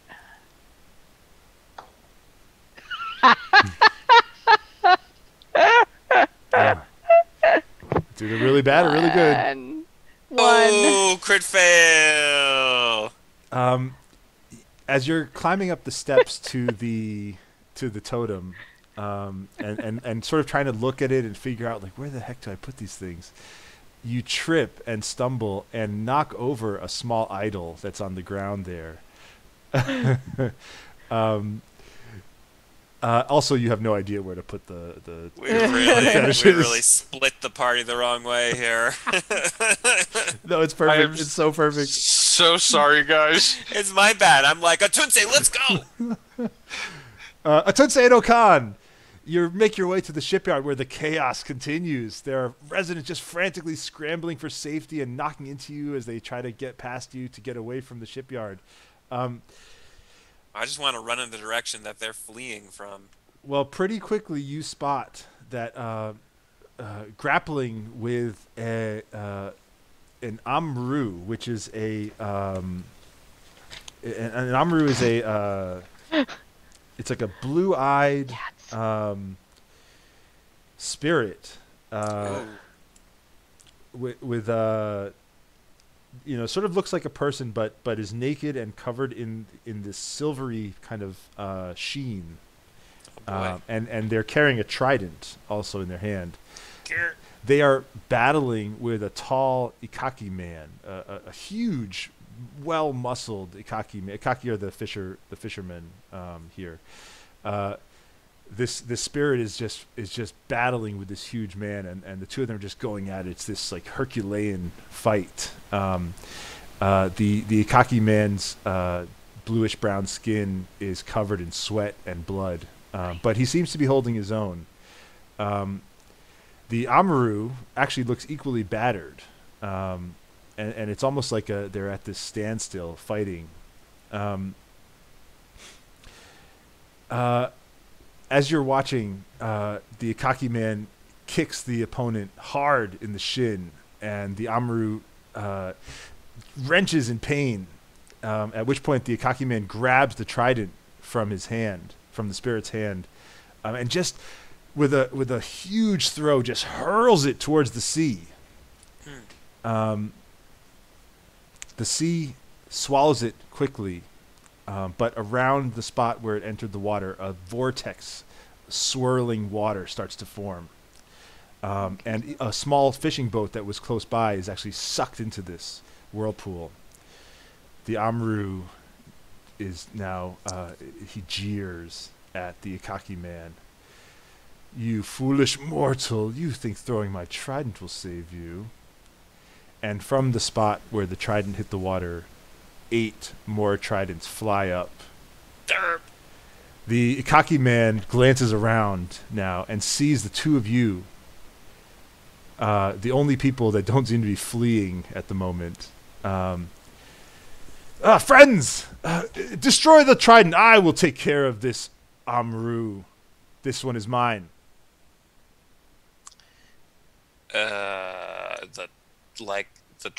The 8 tridents that are coming out of the water right now? That's what he's gesturing at. Are they? Seems like we got the bum end of that deal. Yeah. Do the tridents look like they're imbued with life or something? Like, are they? What are they doing? Let's roll initiative. Hey. Okay. Where's that button again? There it is. 18. I got it. Oh no, you I got an an 18. I got an 11. Because my rolls have been super today. Okay. The tridents are all going to just go together. All right, we've got a Tunsei and I'm sorry to do this, but yeah, the kitten may have just displaced her hip or something. Oh my gosh. I'm gonna take her to the vet. Yeah. Oh no. What? She jumped up on something over there, and I know she fell, and now she's not crying or anything, but she's holding her foot up and not like really moving around. So should we take a break for a few moments for you to discern, or this feels like it's time to go to the vet? I think I probably gotta take her to the vet. Yeah. Okay. So, but can you play me, Amelia? Yeah, I guess so. Yeah. Well, go do what you need to do, and let's. I'll talk with Christian and Cavella, and we'll figure out what the best plan is. Sorry. Good luck. I gotta Yeah, take care yeah. of her. No, Thank you. please. I hope she's okay. Bye. Bye. Bye. Oh no. Yeah. Yeah. I can fix this. Oh, weird. Oh, right, because it. Yeah, I'm you're, all split you're a up half now. person. Yeah. Let's weird. Hide this, and let's move this part over. I mean, do you guys want to continue here, or? Oh man. It's too bad. I don't want to leave her. I'm good either way. Whatever you guys think, especially with this planning on being the last one. Being I the don't know last. if maybe the show should go on or not. Shoot. I mean, maybe instead of playing her, you should. Something happens to her while she's doing the thing that takes her out of the something. I don't know. Yeah. Thoughts? Yeah. I feel like you might need her, but okay, let's for now let's leave her out of this. Okay, because she's not in this scene anyway. Yeah, it sort of works out that she's separate, and yeah. I'll try to figure out something here. This was all part of the plan. See, this is why we split up the way we did. Yeah, exactly. We knew it. I'm gonna use that excuse. Yep. That's right. All right, just one moment. I mean, that did work out for the best, to be fair. It did. Sort of, yeah. Yeah, in the worst possible That is rule way. number 1, and we broke it. Like no thoughts, nothing. We just Yeah, I know. Boom. Jeez. Split the party. I almost mentioned it, but I was like, no, they're gonna do what they do. Yeah. Okay. All right. You are. You know, actually, while we're Yeah. just having this moment, I want to see if I can fix my lighting a little bit. Just give me a quick moment Go here. for it. Go for it.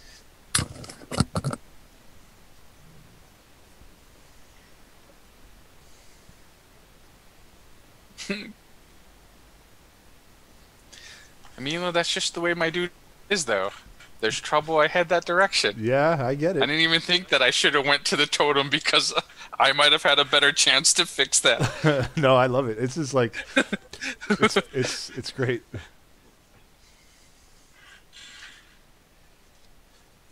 Funny.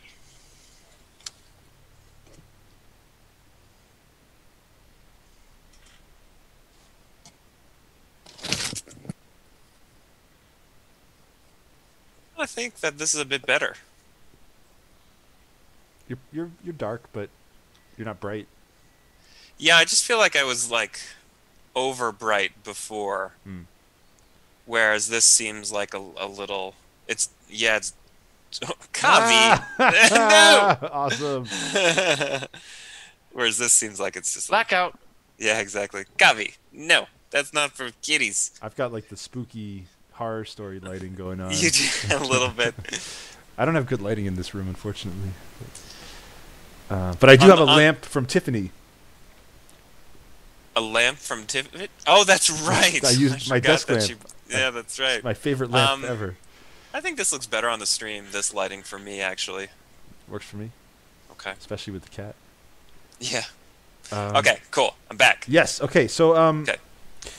Tridents. Sensei, you are up first. These tridents have spun out of the center of this vortex in the water, in the sea, and they look very dangerous.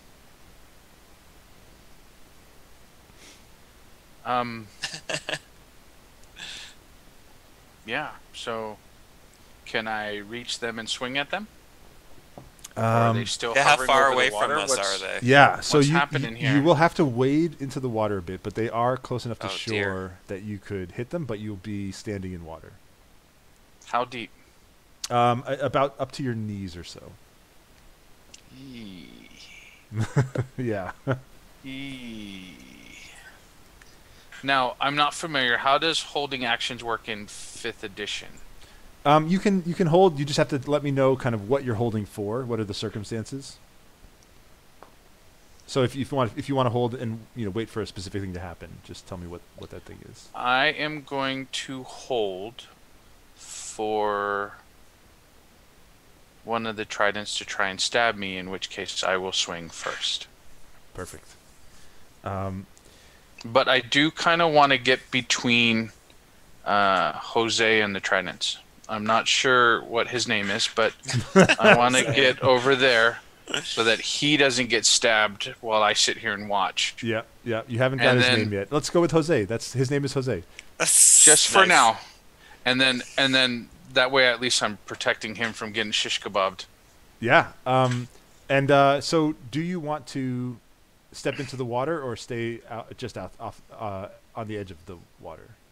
I don't mind being like ankle deep. Okay. I don't want to be more than mid shin deep. Sure. Because it's shady. Yeah, you can. You can kind of. I don't want to be like right behind the dude he's fighting, so I can get backhanded or something without knowing. You know what I mean? Right. Yeah, you can sort of go up to to the edge of the water, and you'll be able to get between the two of them. Okay. As you do that, the tridents start flying towards you. They sort of hover above the water, and then they shoot themselves towards you. And they are each going to... all 8 of them are going to make an attack at you here.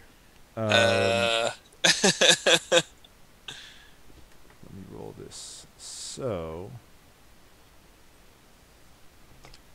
I am one with the Force, and the Force is with me. Nice.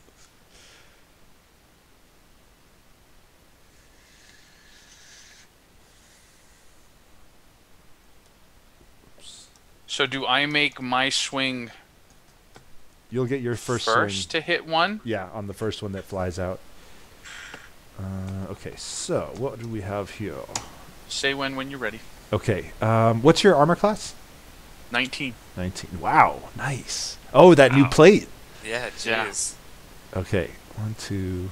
Bumped it up 2, which was nice. So, only 3 of them will be able to hit you, and so you can. And the first of those you can take a swing at to try to prevent it. Okay. Let me see. I think this is the button I push. I rolled an 8, which will likely not hit. It unfortunately will not. Yeah, the tridents fly towards you, and you swing at one, but miss wildly. The water of the sea just starts lapping at your feet a little bit, and the 3 of the tridents stab at you, and you will take. You will take this much damage. 12 damage. Oh, jeez. As the tridents pierce you. So 3 hit me. Yes. Oh, wow. 3 of the 8 hit you. Okay. The others fly and miss, and then sort of boomerang and circle back into the water to the area where they started from. Oh, jeez. Okan. Yes. What would you like to do? Well, first I yell, Atunze! And I start running. How far are these spears from me? So there's 3 that are now like kind of hovering just by Atunse. Okay. And those are close, maybe Okay. 10, 15 feet.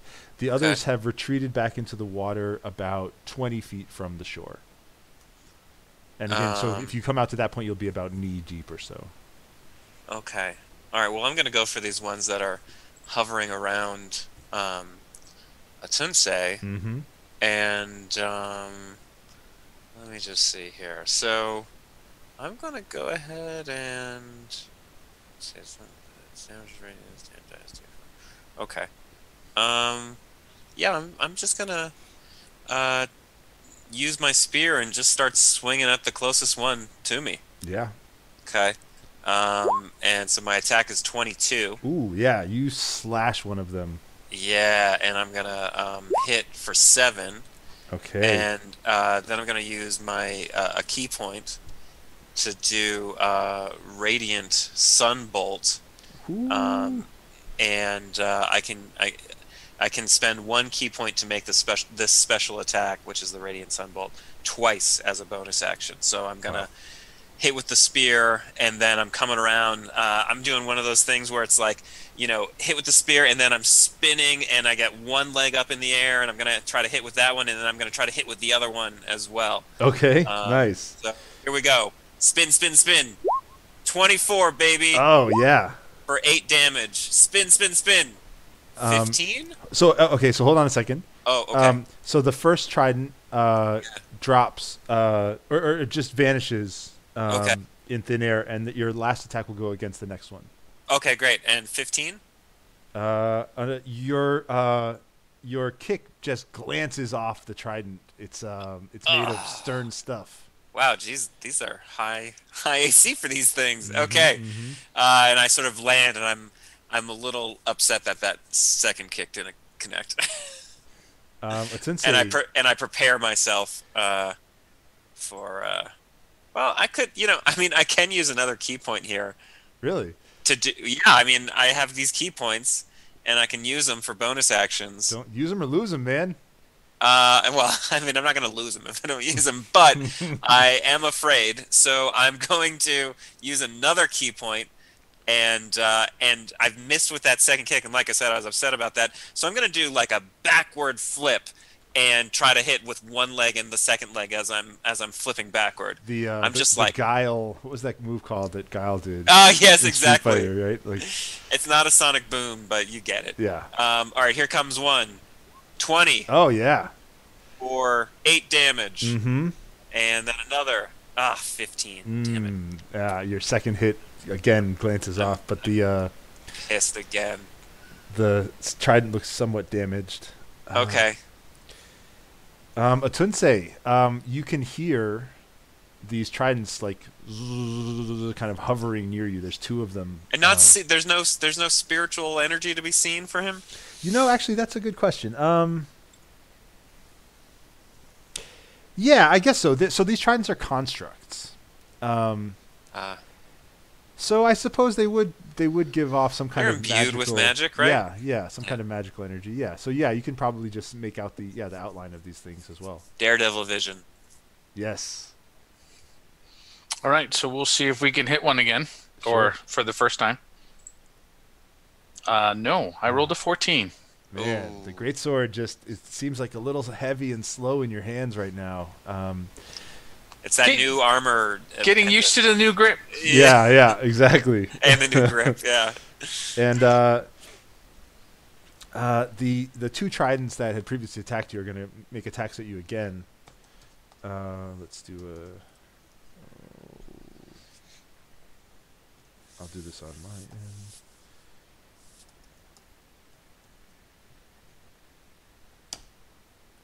Okay, an 18 and a 16, so neither will hit you. Wow. And of the remaining, this one's dead. Remaining 5 that missed the first time, 2 more come at you, and the other 3 fly towards Okan. So for you, Atunse, the 2 that attack you, they do terribly. They both just completely miss, whiffing, just flying off into the distance, kind of. And Okan, there's 3 coming at you now, whistling through the air. And what's your armor class? 16. So one of them does manage to hit you, and it strikes you in the thigh. Oh. And it's going to do... It's going to do 6 damage to you. Okay. Piercing your leg muscle. Oh, my leg muscles. I need those for all the kicking. Yeah, how are you going to do all these jumping kicks? That's right. And so you're up. What are you going to do? Okay. I kind of blew it a little bit there because I actually am able to do just a regular unarmed strike normally without the key points. Yeah. So at this point, all the tridents have come to your area. They haven't retreated back to the vortex. They're coming after so they're all sort of within range of you now. Okay, great. So there's one I've hit though, right? Yes. So I'm gonna aim for that one first, and hit with my spear, and I'm just gonna, come up do a sweep with the butt of my spear. 19. Oh yeah. Yep. And hit for 10 damage. You destroy the injured trident. Awesome, I'm feeling good. And then there's the one that just hit me, which I'm gonna just use a regular unarmed strike to try to just sort of, just kick it in its trident face. Yeah. 23. Yeah. Nice. And that's actually, it's not going to be 6, it's going to be 2, unfortunately. Oh, really? Oh, okay. But then I'm going to use a key point. Okay. And hit it with 2 frickin' legs. Bap, bap. There's the one leg, which misses, because that's the one that got cut up. And here's the second leg. And Ooh, I think that's your good leg. Yeah. And that hits for 7. Nice. Okay, this one's still up, but yeah, you're definitely putting a hurting on it. Okay, yeah. As you're fighting, you hear the battle of the Amaru and the Ikaki in the distance, and you can hear that the Ikaki fighter seems to be getting advantage over the Amaru. Hey. Atunse. I will try again. Swinging this big hunk of metal. See if I can catch one. Nope. Rolled a 5. Oh man! I kind of look over at Atunse, and I'm like, and of course, Atunse can't see this, but I'm just sort of like, oh man, I've got to look like, oh, he's off. Yeah, the remaining 6 tridents 6 are hovering just at the edge of the water now, and three of them will attack each of you. So Atensei first.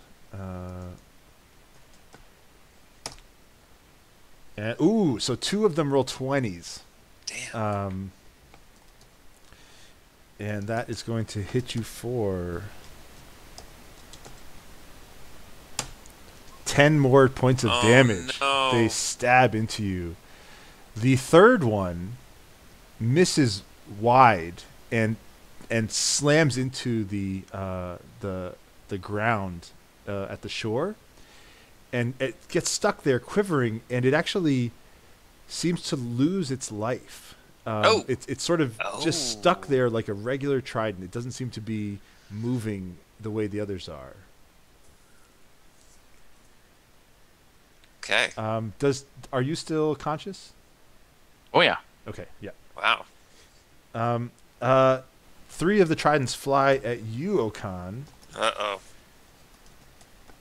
who does not have superpowered armor. Yeah. But only one hits. Hey. A lot of good it's doing me. I'm staring the crap kicked out of me by these ghost tridents. Yeah. You take five damage from the trident. Okay. One of the other two also gets stuck. It misses you, and it gets stuck in the earth and seems to kind of be incapacitated there. Okay. Okan, Is it my turn? you're up. Okay. So I've seen that these ones that touched land seem to lose their vitality, right? Right. Okay. And I yell to Atsunse, they die on land, and let's see. I'm gonna try to, like, I guess what is grapple? What would I have to roll to grapple? It would be opposed strength or athletics or acrobatics checks. Okay, so I could do an acrobatics check. Yep. And what would you be trying to do?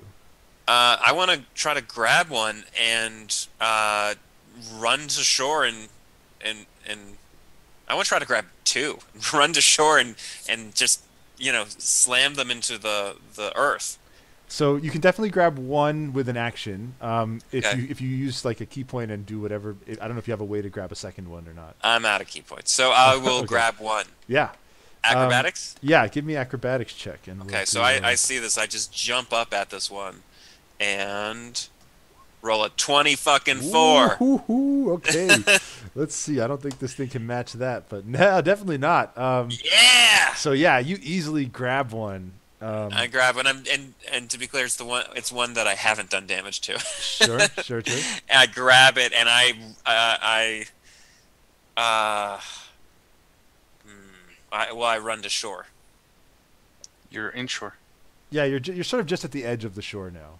Oh, really? Yeah. Okay.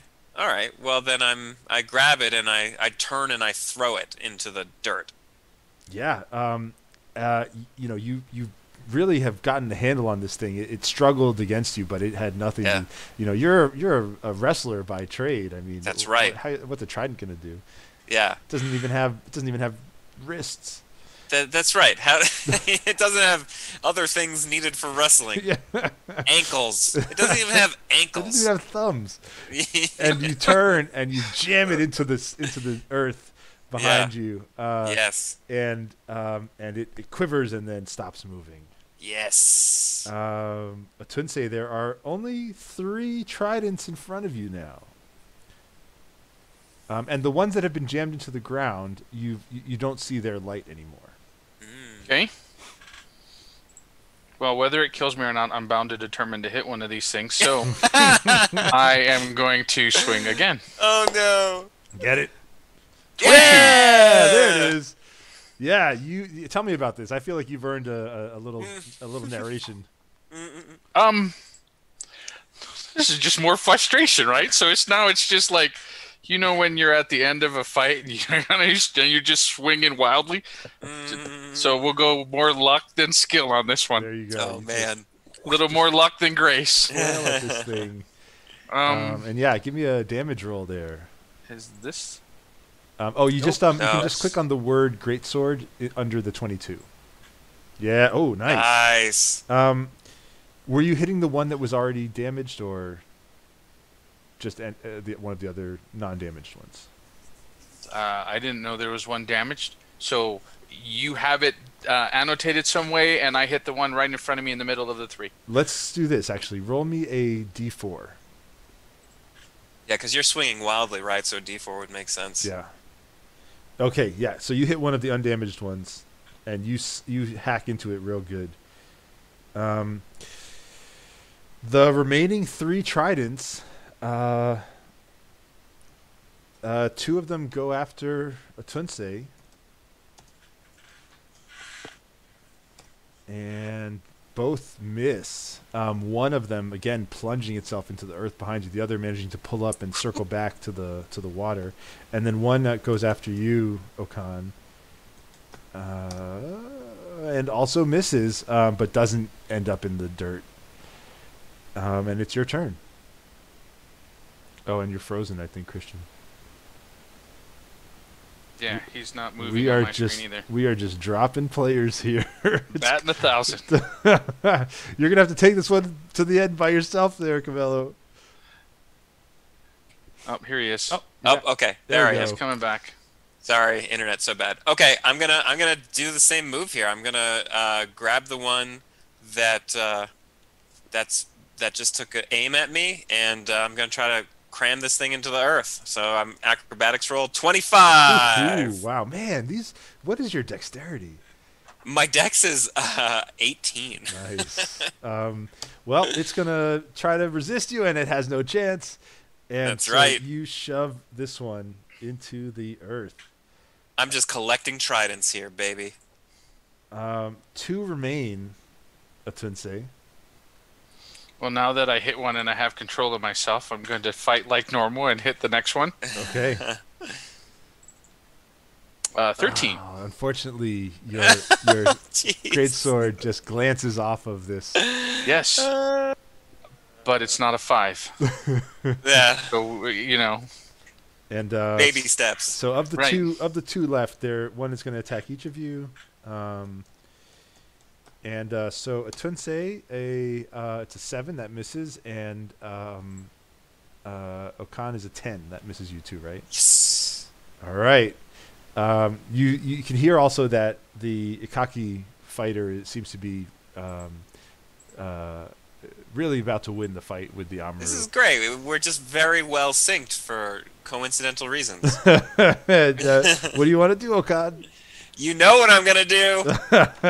I'm going to grab stuff. Yeah, grab it. 24! Oh my God, what is happening? All right. My dex bonus, my acrobatics bonus is 6. It's amazing. Yeah. Well, oh man, Ooh, beat put that. up a fight. Yeah, but it's not No, enough. but I get 2 hands on this thing, and I turn it, and I just dig it into the beach. Nice. Yeah, and that leaves 1 for you, Atunse. We'll see what happens. I'll just lean on my sword and be like, you might as well finish this. You could also grapple it.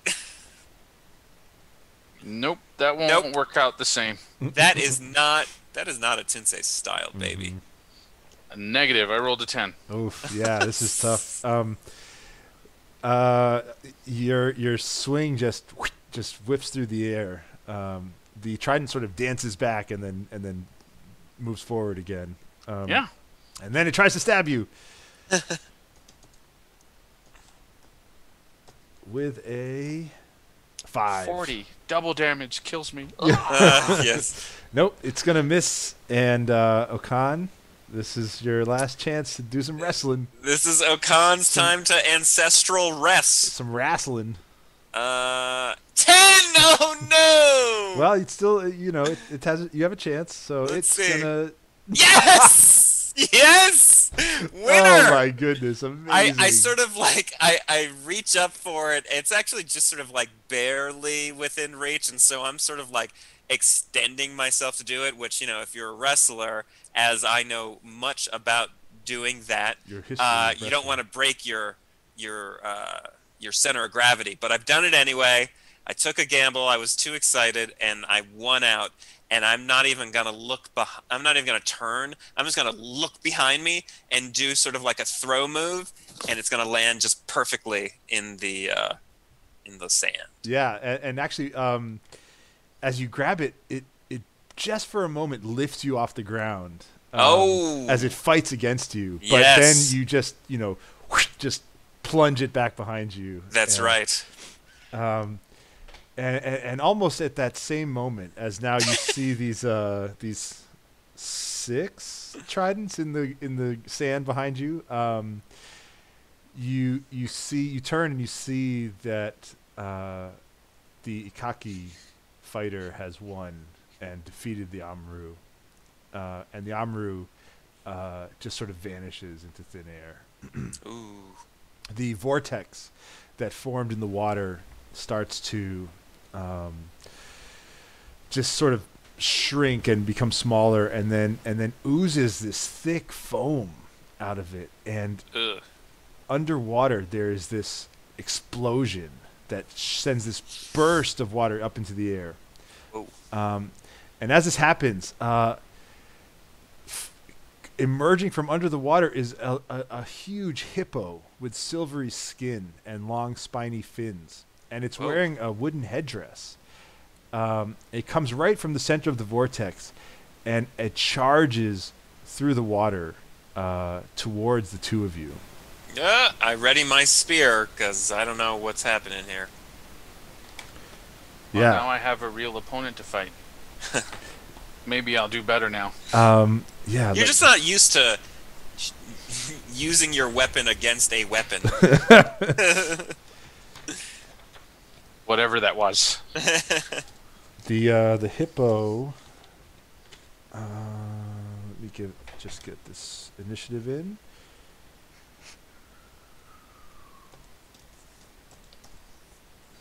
Does this break initiative when we have to re-roll? No, I'll keep you guys in the same initiative, and Okay. I'm just going to add the hippo in. So the hippo actually rolls a 2, and it's going to go last. Okay. So Tunsei, this is you're seeing this because this is indeed a spiritual hippo, a spirit hippo, basically, and it's glowing with this like violent red energy as it charges towards you through the water. Charging me. It's charging right towards the two of you. Okay, that's different than charging me. And I yell, "It's charging you, Tunsei!"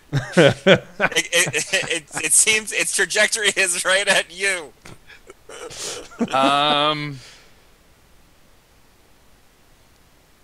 Let me see here.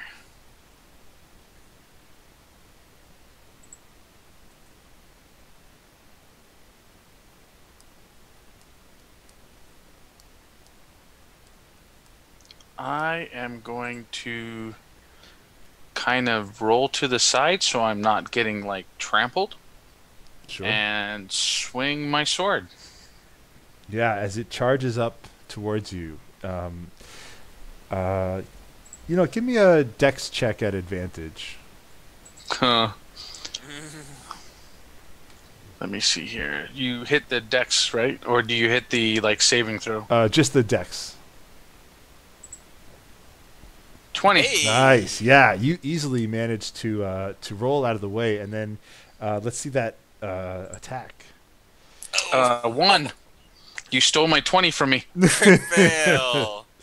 Yeah, you're although you roll so smoothly out of the way, as you turn to swing, your foot slips on a rock that's just at the edge of the water here, and your sword swing momentum kind of takes you over backwards, and you fall onto your back. Oh no. Okan, Yes. you see Tunsei fall to the ground. This hippo is nearly on the two of you. I am going to. I'm gonna attack this thing with my spear. Okay. 21. Oh yeah, you stab it good. And that's an 8, and then just trying to figure out if gain the extra. Okay. And then I get an unarmed strike. So I hit with the spear, and then I'm gonna come up with a knee and hit 9. Nope. Yeah. Well, your first attack definitely does some damage. Yeah. But your knee just kind of. I think it's the leg where you got hurt earlier, and you don't have that power that you usually have. I keep forgetting that leg is. I should really stop attempting to hit with that leg. This is a big, strong creature too, so you just kind of bounce off it. It just charges right past you, ignores your attack, and it sees the prone Atunse, and it attempts to make a stomp attack. Oh. Which I'm gonna I'll roll this for you guys actually, since so it rears up and tries to stomp down on you with its big hippo hooves. But your new armor, this new fetish you picked up, it just covers your body with energy just at the last moment, and the hooves just kind of glance off of you. It is better to be lucky than good. 1 second, please. Let me just check something.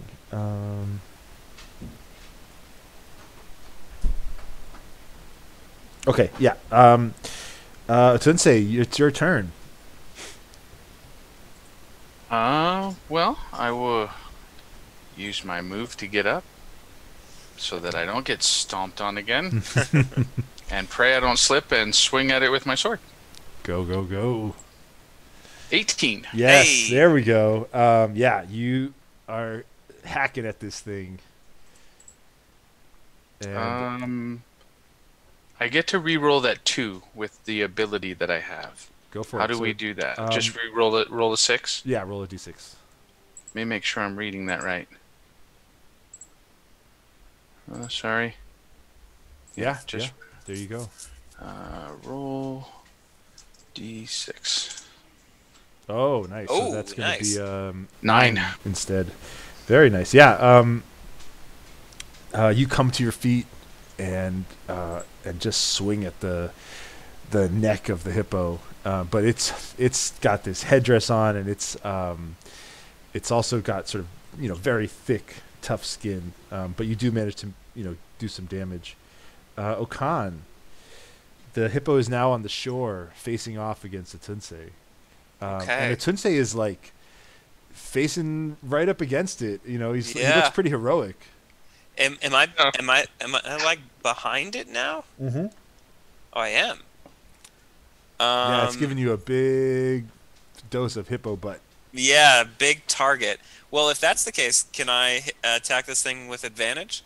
Yeah, I give you advantage for this, sure. Okay, so I take my spear and I'm gonna try to get it right in the butthole. Okay, yeah. With 26 crit. Wow! The roll was a crit fail or a crit success, and I get the crit success. I gotta be less generous with the advantage. No, so that was let's good. see. That's gonna hit for 9 damage. Oh yeah. Then it goes, woo! Yeah, exactly. I get it right in the butthole, and then I'm going to use my good leg and on the good foot hit it with my good foot. Oh, and that's another crit success! Wow, 26. Yeah. So I have to subtract some from. It's not 9 damage. It's gonna be 5 damage. Okay. Yeah. Yeah. You just waylay this thing from behind. Yeah, I do. And it roars in anger. And it is gonna actually. It is done with the Tunse. It spins around at you. Oh dear. It is pissed off. And yes. So it's gonna try to bite you. Oh dear. Big scary teeth. We're gonna roll d20 plus 6. Yikes. Yeah, and that definitely hits me. Chomps into you. Yeah. My bad leg.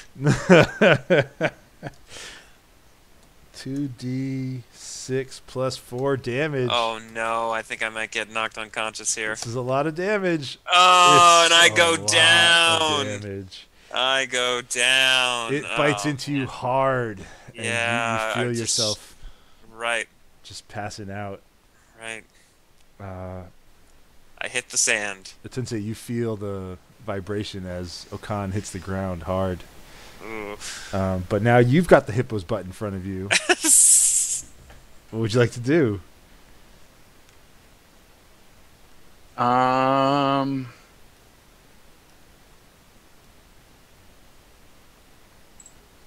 I am going to...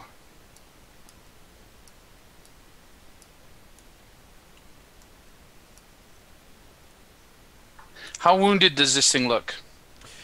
It looks it looks fairly wounded. It's got, you know, several cuts and stabs into it. So that doesn't translate for me. How the glow and strength of that red.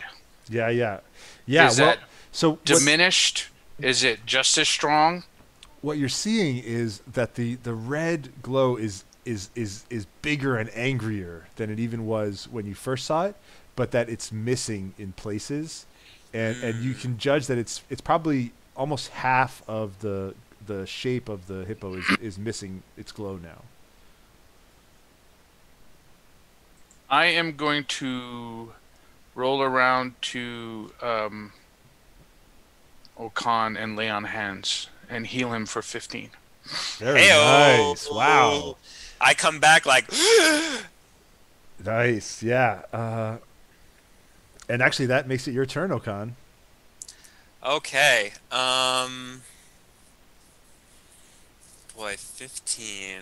And last time it hit me for 14. Okay, I'm gonna take a swing at this thing. Yeah, you and are. I get up and I immediately have my hands on my spear and I just sort of try to just stab upward into this thing and definitely miss. And then I'm gonna try to also kick at its stupid face. And 19? Yeah, you kick its face. Okay, and that is going to hit for 3 damage. Oof. Yeah, those kicks not doing as much as they could, but no, that was the bad leg. You know, still doing something. Yeah. The hippo. Oh, interesting. It can do a whole thing. Wow. I kind of want to do this.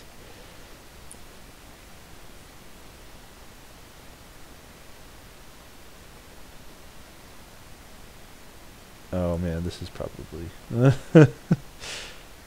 is interesting. Let's do it. So the hippo, having been hurt badly now, it starts like spinning its tail, just kind of whipping its tail around in the air, and you can see coming out of its rear is this sort of spiritual energy. Ew. And this energy starts to diffuse around it in about a 20-foot circle. Ew. And I need each of you to make a wisdom saving throw. Oh, okay. Ugh, 5. 14. Oh, nice. Okay. All right. So, Atunse, the effect of this this discharge is not bothering you. You're able to resist it, but Okan, you are, feeling just sort of really disoriented. And quickly the stuff evaporates, but you've just sort of you've breathed it in, and now you're kind of a mess. Oh no. But that's all it does for now. Once it finishes doing this, it pauses for a moment, and Atunse, it's your turn. I am going to swing. at this thing. 13. Ooh, unfortunately, Not enough. It will not be enough. Yeah. Okan, you need to roll a d6, please. Okay. I will do that.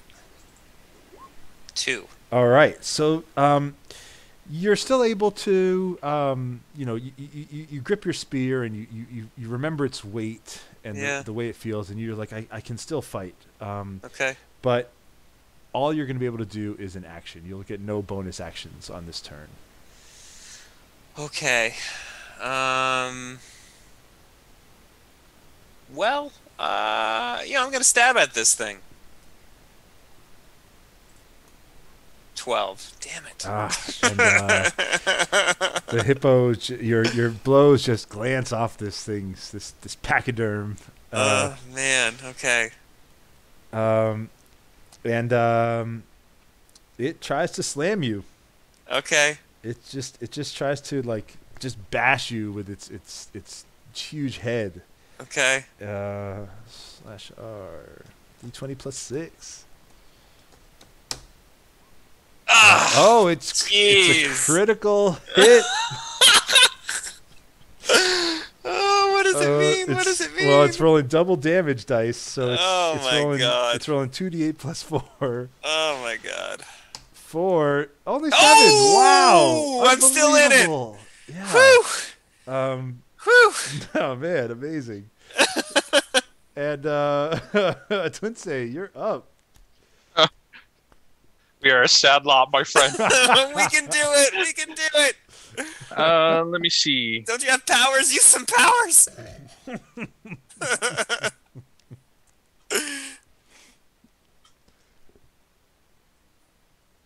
Yeah, if I could hit it, I could have some powers. I really need to hit it. Hit it. 17. Oh yeah, you hit it. Yes. Okay, I am gonna divine smite this thing. Yeah. So let me roll the greatsword damage. 7, nice. I get to reroll the 2, so into a 2. Do you get to reroll that perpetually or just once? Nope, just that one time. Okay. All right. And then I am gonna put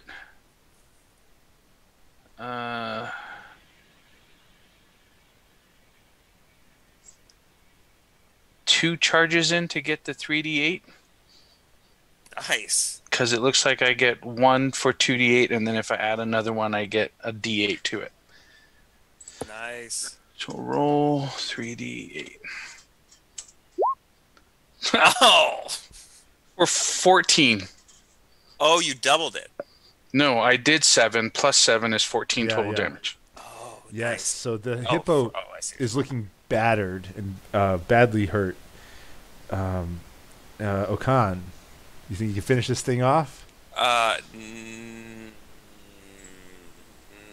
No. I say I'm gonna have to disengage, right, if I want to back up. Yes. Okay. I say I'm gonna try to get it from range, and I disengage and just get some distance. I'm sorry. Before you take this turn, roll me a d6. Again. Oh, damn it. Okay. 1. Okay. All right. Yeah. No, again, you won't be able to take bonus actions. Okay. All right. So I'm just gonna disengage, and I'm gonna get 30 feet away from this thing. Okay. Oh, but Shield of Faith is a bonus action. What's that? Isn't that what you were doing? Oh no, that's what. Oh, that's not me. That's not me. That's I was looking at what right. else I could do. I could still cast that, right? If it's a bonus action. You could, yeah. What I was looking at was whether or not it. I was going to cast it on Okan. Oh, okay, yeah. I think we can say we didn't take the turns. Yeah, let's say that you've got plus 2 AC then. Sweet. All right, good. And then you back away. And disengage. I back flip away, just to be clear. Of course. I'm sorry for not having assumed that. It's kind of. I mean, it's obvious, I guess, but I'm gonna say it anyway. That's my bad. The hippo. How far did you back away? A full 30 feet. How much? 30. 30. 30. Okay. Well, you have perfectly lined yourself up for a hippo charge. Damn it. And it can move exactly 30 feet. Okay. And if it does that, it gets a slam attack on you. So let's see if it hits that first. Okay. So it charges towards you with its big hippo face. And it hits you. It doesn't hit you. It crit fails. Yes! Yes! What did it do? Well, you must backflip right out of the way then. Oh, yeah. I'm backflip, and maybe I do like a triple sow cow also. It charges like into a rock behind you, and it just slams its head on the rock. Getting hit for how much damage? It's not going to take any damage, but it is going to miss its next turn. Oh, okay. And Tunse, you are up. So as it were, the hippo's now exactly as far as I can move, so I can charge it. That's true. Yes. So I'm going to charge it. Yes. I'm not exactly sure what that means in 5th, but let's see if I even hit or if I run into a rock. Yes. Advantage. I run into a rock. Oh, jeez. I was gonna say advantage because he's coming up behind it, though.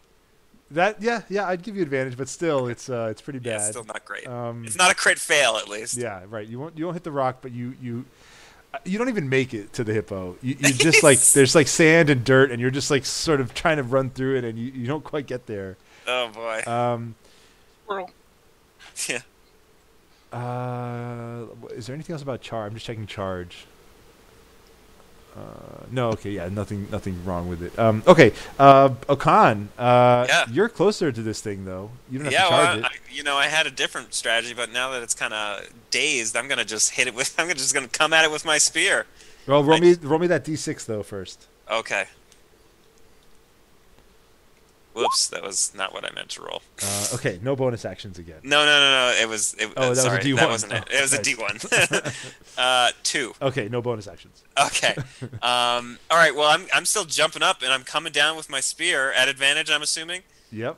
And I'm hitting it. That was a crit success for 13 damage. Yeah. 12. Yes. Still. 12 damage. And you flip up and just find that soft spot in the back of its neck where you stab your spear down into it, and it quivers for a moment and then just falls heavily to the ground with a loud thump. Yes! It's dead, right? It is dead. Yeah. Whew! Yeah, and stuff happens now. What stuff? Let me see.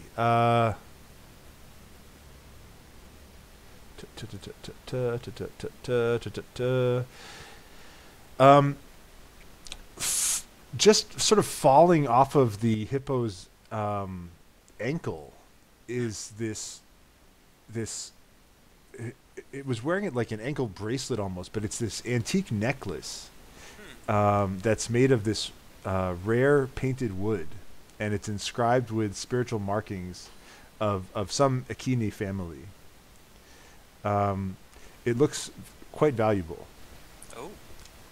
And so you can add a hippo necklace to your inventory. Nice. What about this headdress? What's going on with that thing? It's just a wooden headdress. It doesn't look particularly valuable.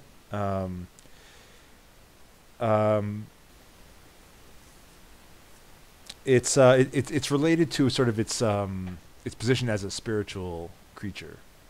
I say, Tunse, do you see anything with this headdress? I kind of pick it up and hold it up. I assume there's no power there? Yeah, it doesn't seem like there is. If you want, make me an Arcana check, actually. Ooh, 18. Yeah. Yeah. So, you have sort of this kind of like a memory or a realization that these particular hippos are the Akina hippos are a bit of a mystery to the spiritual world, and so scholars and witch doctors have tried to figure out ways to calm them or to defeat them, and have really had no success. Okay. And so the headdress, unfortunately, doesn't really give you much info. These things have been studied, and people just don't know what to do with them. Short answer, no. Well, I'm gonna just take it anyway. Okay. It's big. Yeah. I mean, it's really big. It's like hippo Oh. sized. Oh. How heavy is it? It's made of wood. It's probably like 30 pounds. It's also covered in like algae and dripping. All right, I'm not gonna take it. No, I think you should wear it. No, I was just sort of like wondering if there's something that I might that might be useful later, but that's all right. I am going to use one of my hit die real quick. Oh, you've got to do that on a rest. Oh, okay. And actually, I'm Yeah, trying to short decide now what we want to do here. Do you want to take a couple minutes? Let's take a quick break. Yeah, just Okay, like 3 cool. minutes. All right, cool. All right, Thanks. Sounds good.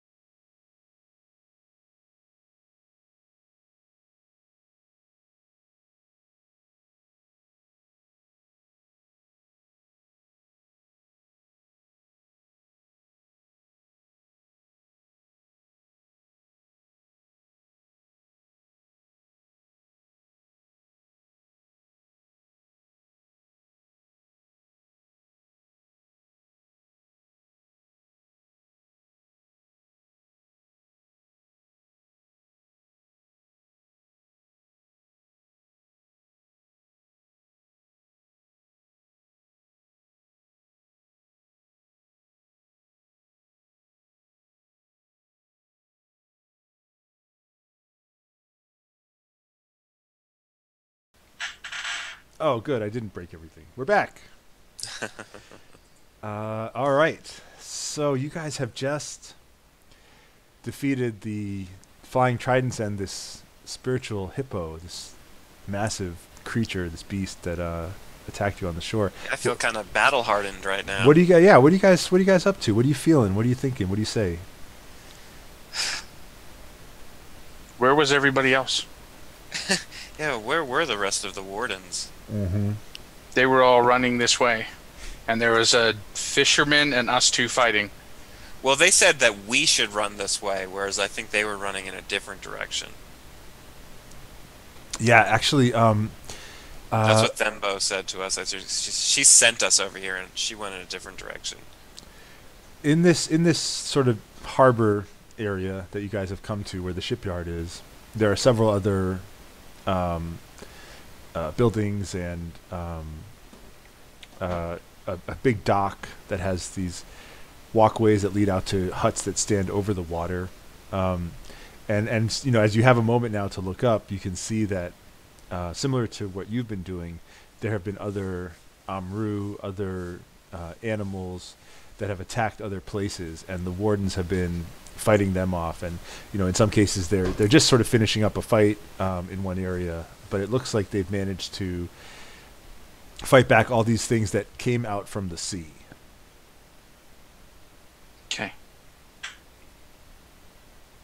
I feel like you were setting it up for that other guy to help us fight the hippo, but that didn't really happen. What's that other guy doing? He's flexing his muscles on a dock. He was just watching us fight this giant hippo, this giant spirit hippo. So yeah, as you look for the Akaki fisherman who defeated the Yes.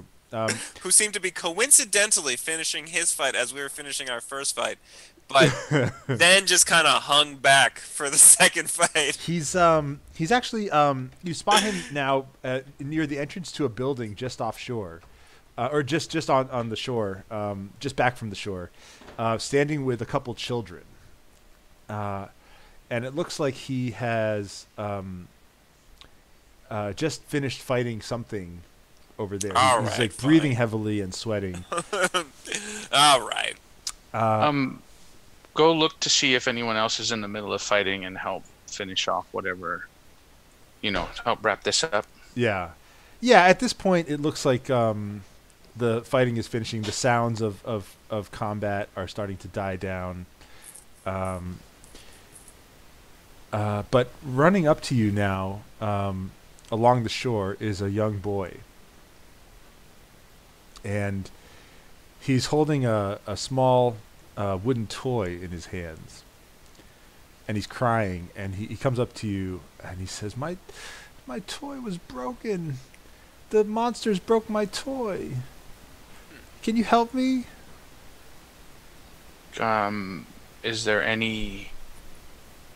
Do I see any power or anything in it? The toy does not seem to give off anything, but the boy is giving off a powerful energy. Activate my true sight. Yes. This is a spirit child. And spirit children are orphans in Wagadu, who remain as children permanently, but are imbued with powerful magic. Not seeing any of this. I look at the child and I see start a sad walking child. off. Yeah. Well, actually, give me a perception check. Okay. When you look at the child. Okay. 21. Let me know. I will react. So what you notice, Okan, about the child is that its skin seems to have these sort of green veiny parts throughout it, underneath its skin. So I recognize that as something not normal and maybe spiritual. Yeah, it's something different, exactly. Okay. All right, so sorry, you were going to do something I didn't say. I'm going to kneel down Oh. and say, let me take a look at that. I'm Sure. gonna kneel down and just sort of, kneel down and maybe kind of, touch my forehead or something like that, just to, Ooh. in deference, because I'm seeing that something is going on with this kid. Okay. Small talk. Yeah. Inquire, are you okay? Yeah. Did they hurt you in any way? Well, I'm going to cast mending on it Uh-huh. Ooh, to nice. fix the toy, Nice. but also talk with the child. Yeah. So the toy is a small wooden elephant, and the child says, "This is my best friend, Aaron." And then as you use your magic to fix it, you see his eyes go big and he just looks ecstatic. Thank you so much. You fixed Aaron.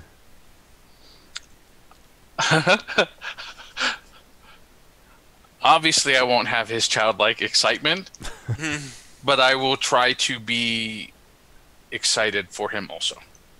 He's like jumping up and down, and he wraps his Aw. arms around your neck and gives you a Aw. big hug. And he says, I'm okay. Are you okay? You were fighting that big hippo. I'm a little hurt, but I'll be all right. Do you want to come and see the mothers? Maybe they can help you. Sure.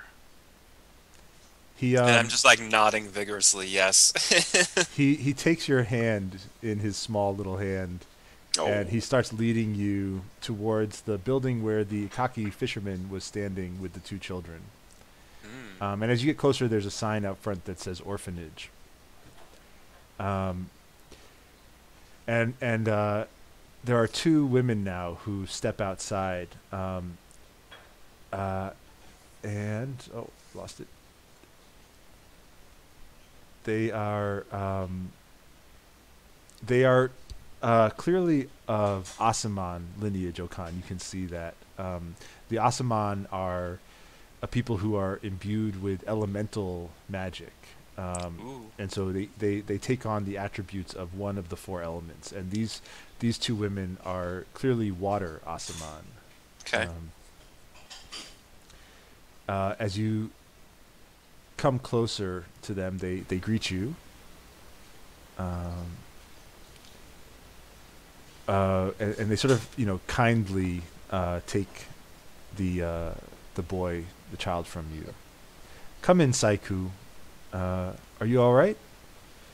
Saiku looks up at them and says, "They fixed Aaron for me." And the women look up and smile at the two of you. Thank you for helping the child. It looks like you're hurt. I say, yeah, I've taken a few bruises. Well, come inside. No need to stay out here. Looks like the attack has passed for now, and I suppose that if anything comes back, Bakome can help us to deal with it. And she gestures at the strong fisherman. What was the nature of that attack? It seemed like it was happening all along the shore. And I step in.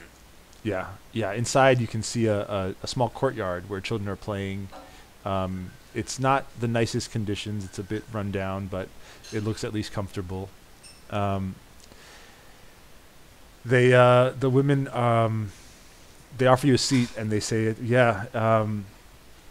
these attacks have been happening more and more lately.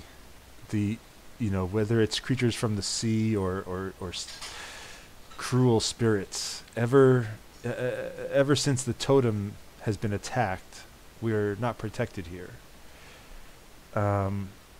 This was a pretty bad one, I think. Where is the totem in your area? Oh, there's just the central totem here. It protects the entire city. Mm. There are shrines, and Where is there a shrine in this area? Well, most homes around here will have a shrine in front, and we have one inside the courtyard here actually. And she gestures to a small stone statue. It shows a water asaman. And actually, Atunse, you can see. Well, give me an Arcana check at advantage, please.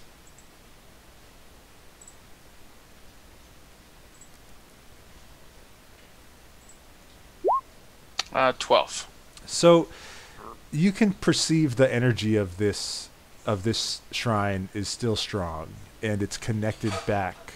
You can sort of see the strong line running back towards where the central totem is.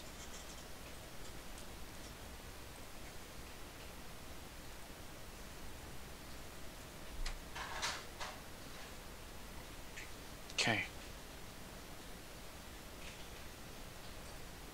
There's got to be a hole somewhere around here, though, for them to get in. The one of the women says, "Yes, there's some sort of breach in the energy that protects us, but we think we don't know how to fix it." We had a friend who was working to use fetishes to help heal the totem, but we haven't heard from her since we engaged these spirits.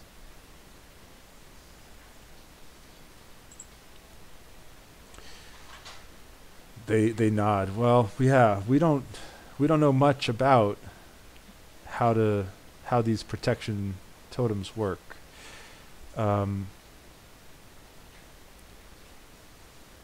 But they have a unique power, and she glances at Saiko, the child who you brought in with the toy. It seems like it's similar to the power that some of these children have.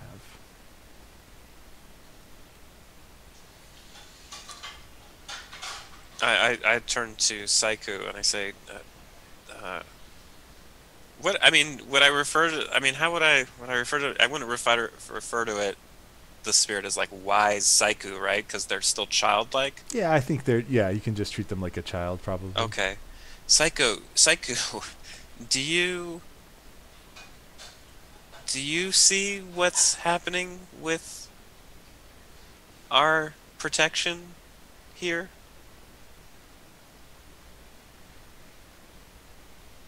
Saiku closes his eyes for a moment, and he starts tracing his hands in the air, and you can see he's Atunse, you can see he's sort of tracing the line that goes from the spirit here back towards the center, and then he's looking around. And he says, "There's a lot of holes over here.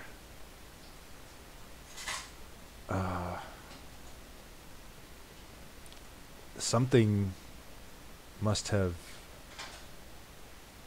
hurt the spirits that protect this place, or hurt the people. I don't know. But I can see where the holes are. Do you see the holes?"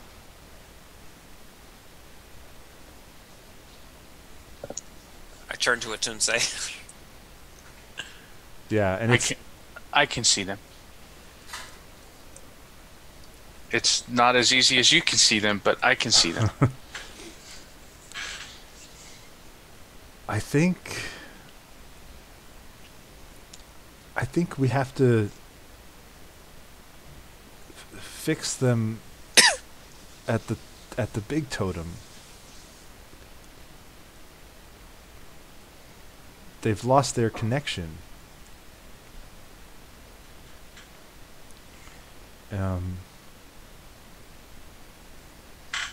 I could show you where they are. Where the broken shrines are, or broken totems are? No. Or you mean at the big totem? No, yeah, the holes at the big totem. I can show you them.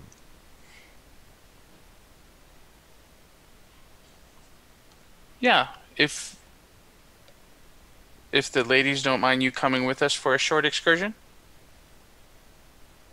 They look at Ikaki, the Ikaki fisherman. Sorry, his name is I lost it. Bakome, and they say, Bakome, stay here with the children. We are going to go with Saiku and these warriors. Ooh. And they were asking about whether we're hurt. So I kind of look at them. I say, do you have any way of assisting us with our injuries? Almost at that moment, coming out from the back is a man carrying a tray with some steaming hot cups on it. Ooh. Okay. And they pass them to you, and this is essentially a healing potion. Sweet. What's the what does it heal for? It's the greater healing potion, which is, let me just double check, is 4d4 plus 4. 10. Okay, I'll take it. 15. Ooh, nice. Nice. And it doesn't happen to heal anything else, does it? Or recharge anything? Nope. Cool. I will put my hand out for Saiku and start walking to the door if he grabs it. He sure does, and he's sort of skipping next to you as you guys walk, and the ladies follow behind. And after 10-15 minutes walking through town, and the town is starting to kind of recover, and people are picking up stalls that were knocked over in the commotion, and they're kind of fixing each other up, and you can see some people have had some injuries and they're being taken care of by other townsfolk. After 15 minutes or so, he's taking you back to the central totem where you see Themba. Oh, Themba's there. While we're walking, I just make small talk about Aaron and have him tell me about his friend and stuff like that. Oh yeah. Oh, he tells you all about it. Aaron, he found Aaron, in the woods, and then they go on adventures together. And Aaron protects him from bad things, and he protects Aaron from other bad things, and they've, Aaron's got a family that he tells you all about, and it's a whole saga. And once you reach the totem, you see Themba has been in a fight also, and she's come out pretty much unscathed though. She took care of some crocodiles that had come through and threatened some people here. And she says, "But I don't know what the hell to do with these fetishes. I was going to put them on the totem, but where do you put them?" I brought a friend to help. Themba, this is Saiku. Okay, hello. Themba looks uncomfortable. And oh, I bet.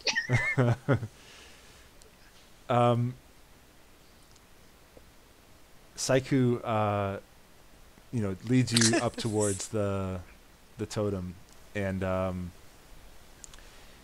closes his eyes and holds your hand, and now you are seeing, your sight is even more powerful now. You can see clearly these spaces, these rifts in the protective netting around this place. And you can also see places where small fetishes and charms have been hung and are producing the lines of energy that go throughout the city. And you can see the places where they're missing. Oh. Yeah. Thanks for your help. I couldn't see all this before. I see a lot of things, Saiku says. I bet you do. And keep chatting while he helps me point where they go and tie off the different fetishes. Sure. Make sure we get the right ones in the right spot. So basically, I'll let him supervise me as we do this. He's so excited to do that and like have this position of authority, and he's like, right there, that one goes there, and then this one, it goes over here, and oh no, you put it backwards, turn it around. And he says, and for someone like me, I'm just watching sort of like people just like it just seems like you're just pointing at things in the air, and I'm sort of like, yeah, okay. I have a little bite to eat, maybe.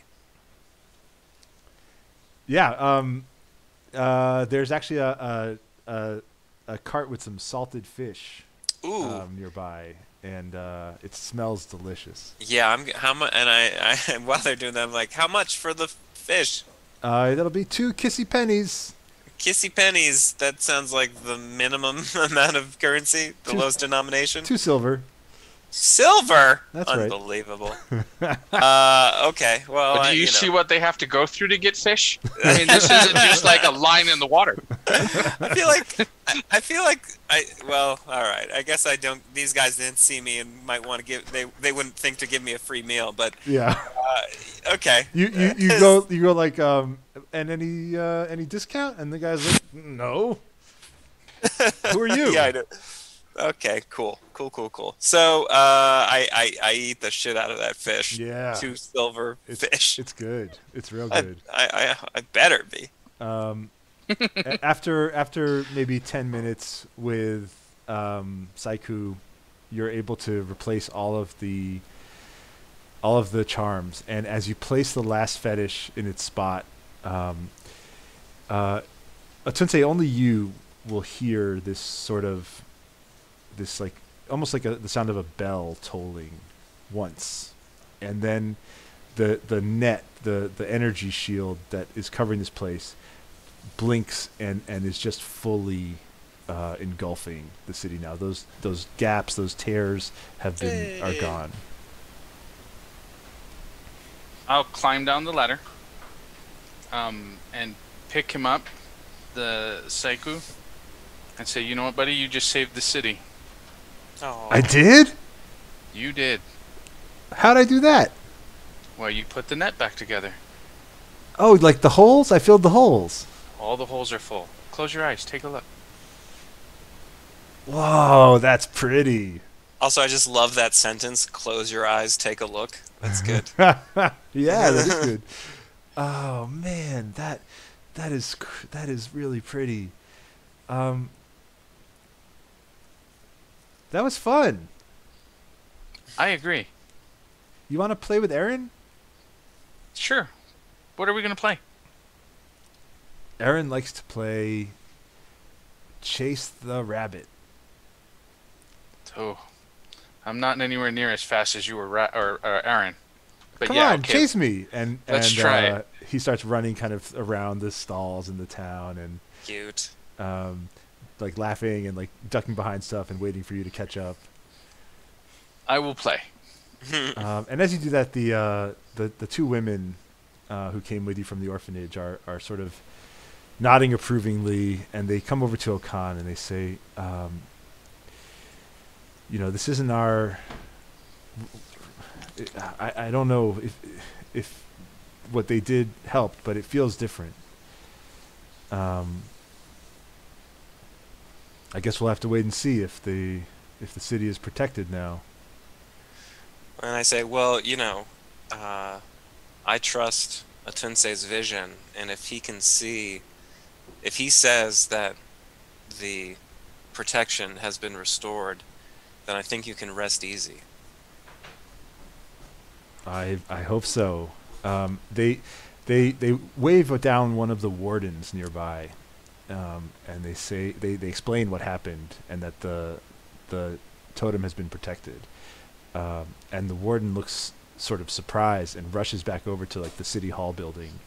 And after a few minutes, a sort of a procession comes out of there of wardens and important people.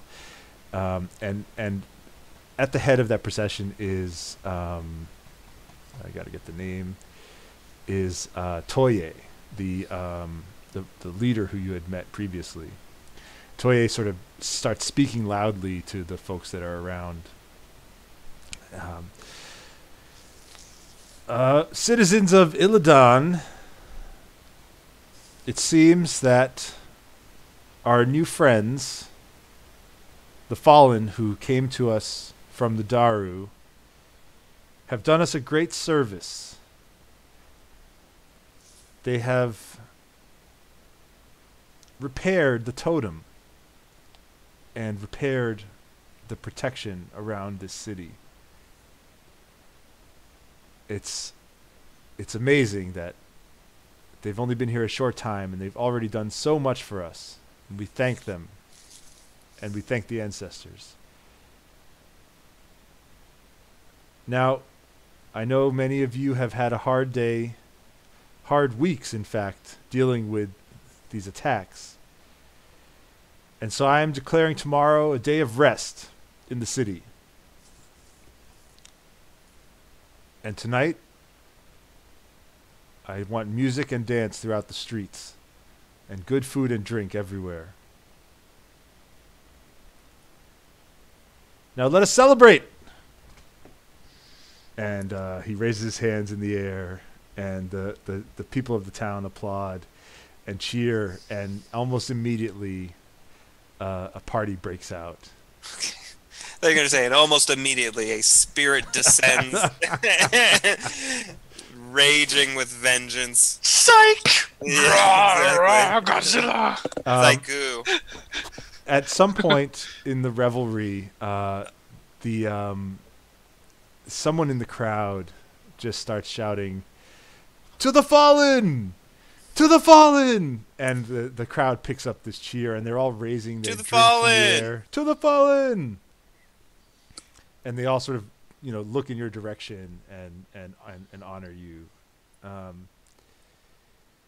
And that is what are you guys feeling here? I'll give you the final word. You go, Tensei.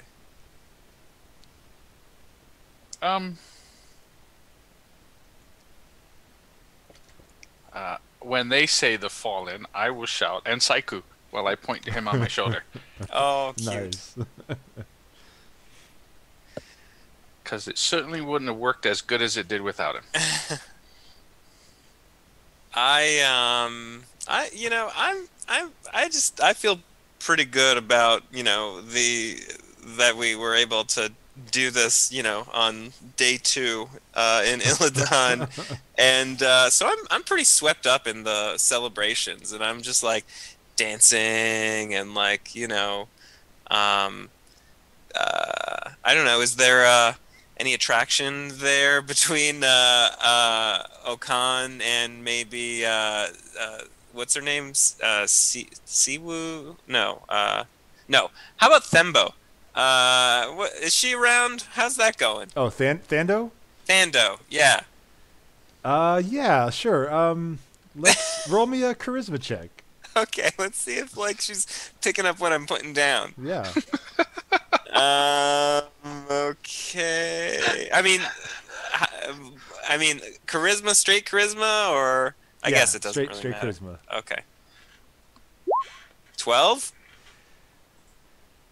Thando sees you in the crowd and marches over and sternly puts a hand on your shoulder. Yes. You did well today. Uh-huh. You've helped our people. Yes. Well, good night. Come on. And I just sort of okay. She runs off, and then I turn to who's the who's the one who recognizes us? Oh, Sarwa. Sarwa, and I kind of give her a raised eyebrow. See what she thinks. I'll roll another charisma here. she's 9. Okay. She's already wrapped up in the embrace of another woman. Okay, and then there were 2 of those women who were around as well. Just give me one more shot. Well, thanks everybody. It's been great playing Wagadu. And that's a 4. Okay, 18 charisma. Somebody's got to dance with me for 18 charisma. Yeah, sure. You can. Yeah. I'll give him Saiku to dance with him. No. Yeah, there's a let's say a merchant woman. Actually, I've got one here. She's an Akaki merchant named Lubuya. Lubuya. And my one true love, Lubuya. She's got her teeth are sharp like a shark's.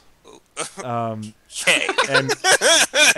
And between her she has a thick afro, and in the center of that afro is actually a gray fin. Oh Jesus!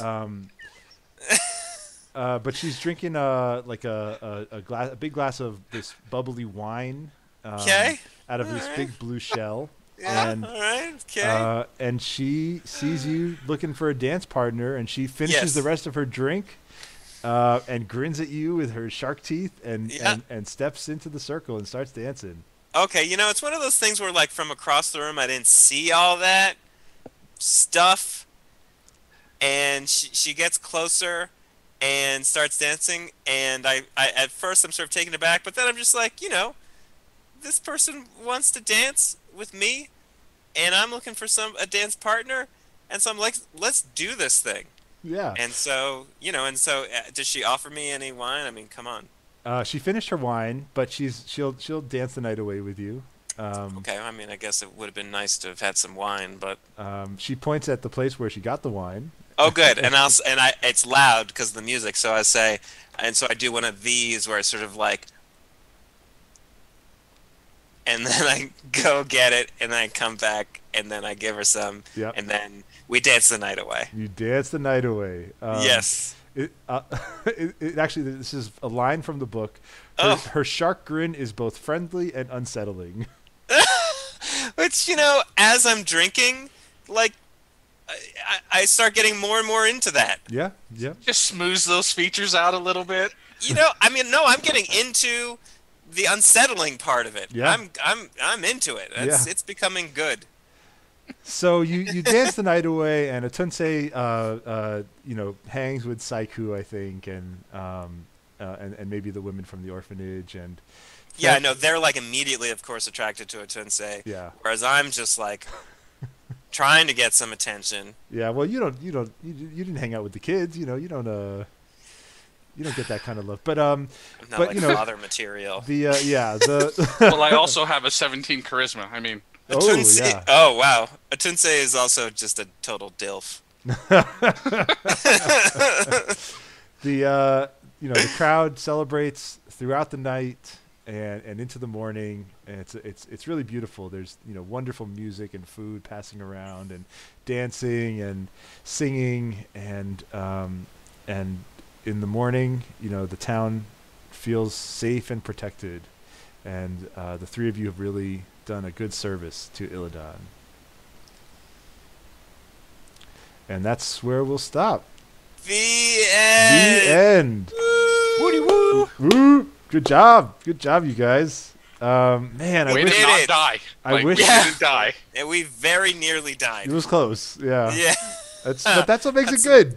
Lucky rolls there for sure. I thought maybe we will finish this by dying. Yeah, that would have been an interesting twist. It would have been, it would have been what it was. Or if one person maybe had died, that would have been. Yeah, one person. I wonder who that person would have been. I thought about killing Themba off while you guys were fighting, but I don't think it would have been right. Yeah. I mean, either way. I was close. You got me down to 8. Yeah, and with those tridents. And Christian and was. If that hippo would have hit me, it would have been all she wrote, probably. Yeah. Oh man, that hippo had some serious attacks too. I used most of them. I didn't get to use its parry attack because you kept hitting it in the butt, and it had to be facing you to do the parry attack. But great job. So I'm gonna go ahead and stop the stream. Thank you everybody for tuning in. If anybody is tuned in, I don't have any idea if anybody. Well, when you watch it on YouTube, we appreciate when you watch it on Yeah, YouTube. yeah, and exactly. if you are Thank watching you, this, YouTube fans. yeah, if you're watching it on YouTube or the replay on Twitch, please follow our channel and like our YouTube channel, subscribe to the channel, do all the things that it helps us out a lot to get those people connected with us. But yeah, we're gonna call it a night, and this has been great fun.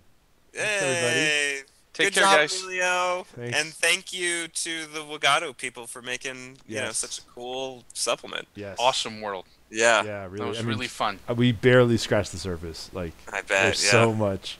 It was great. All right, I'm gonna end it now. Thanks. Bye. Okay.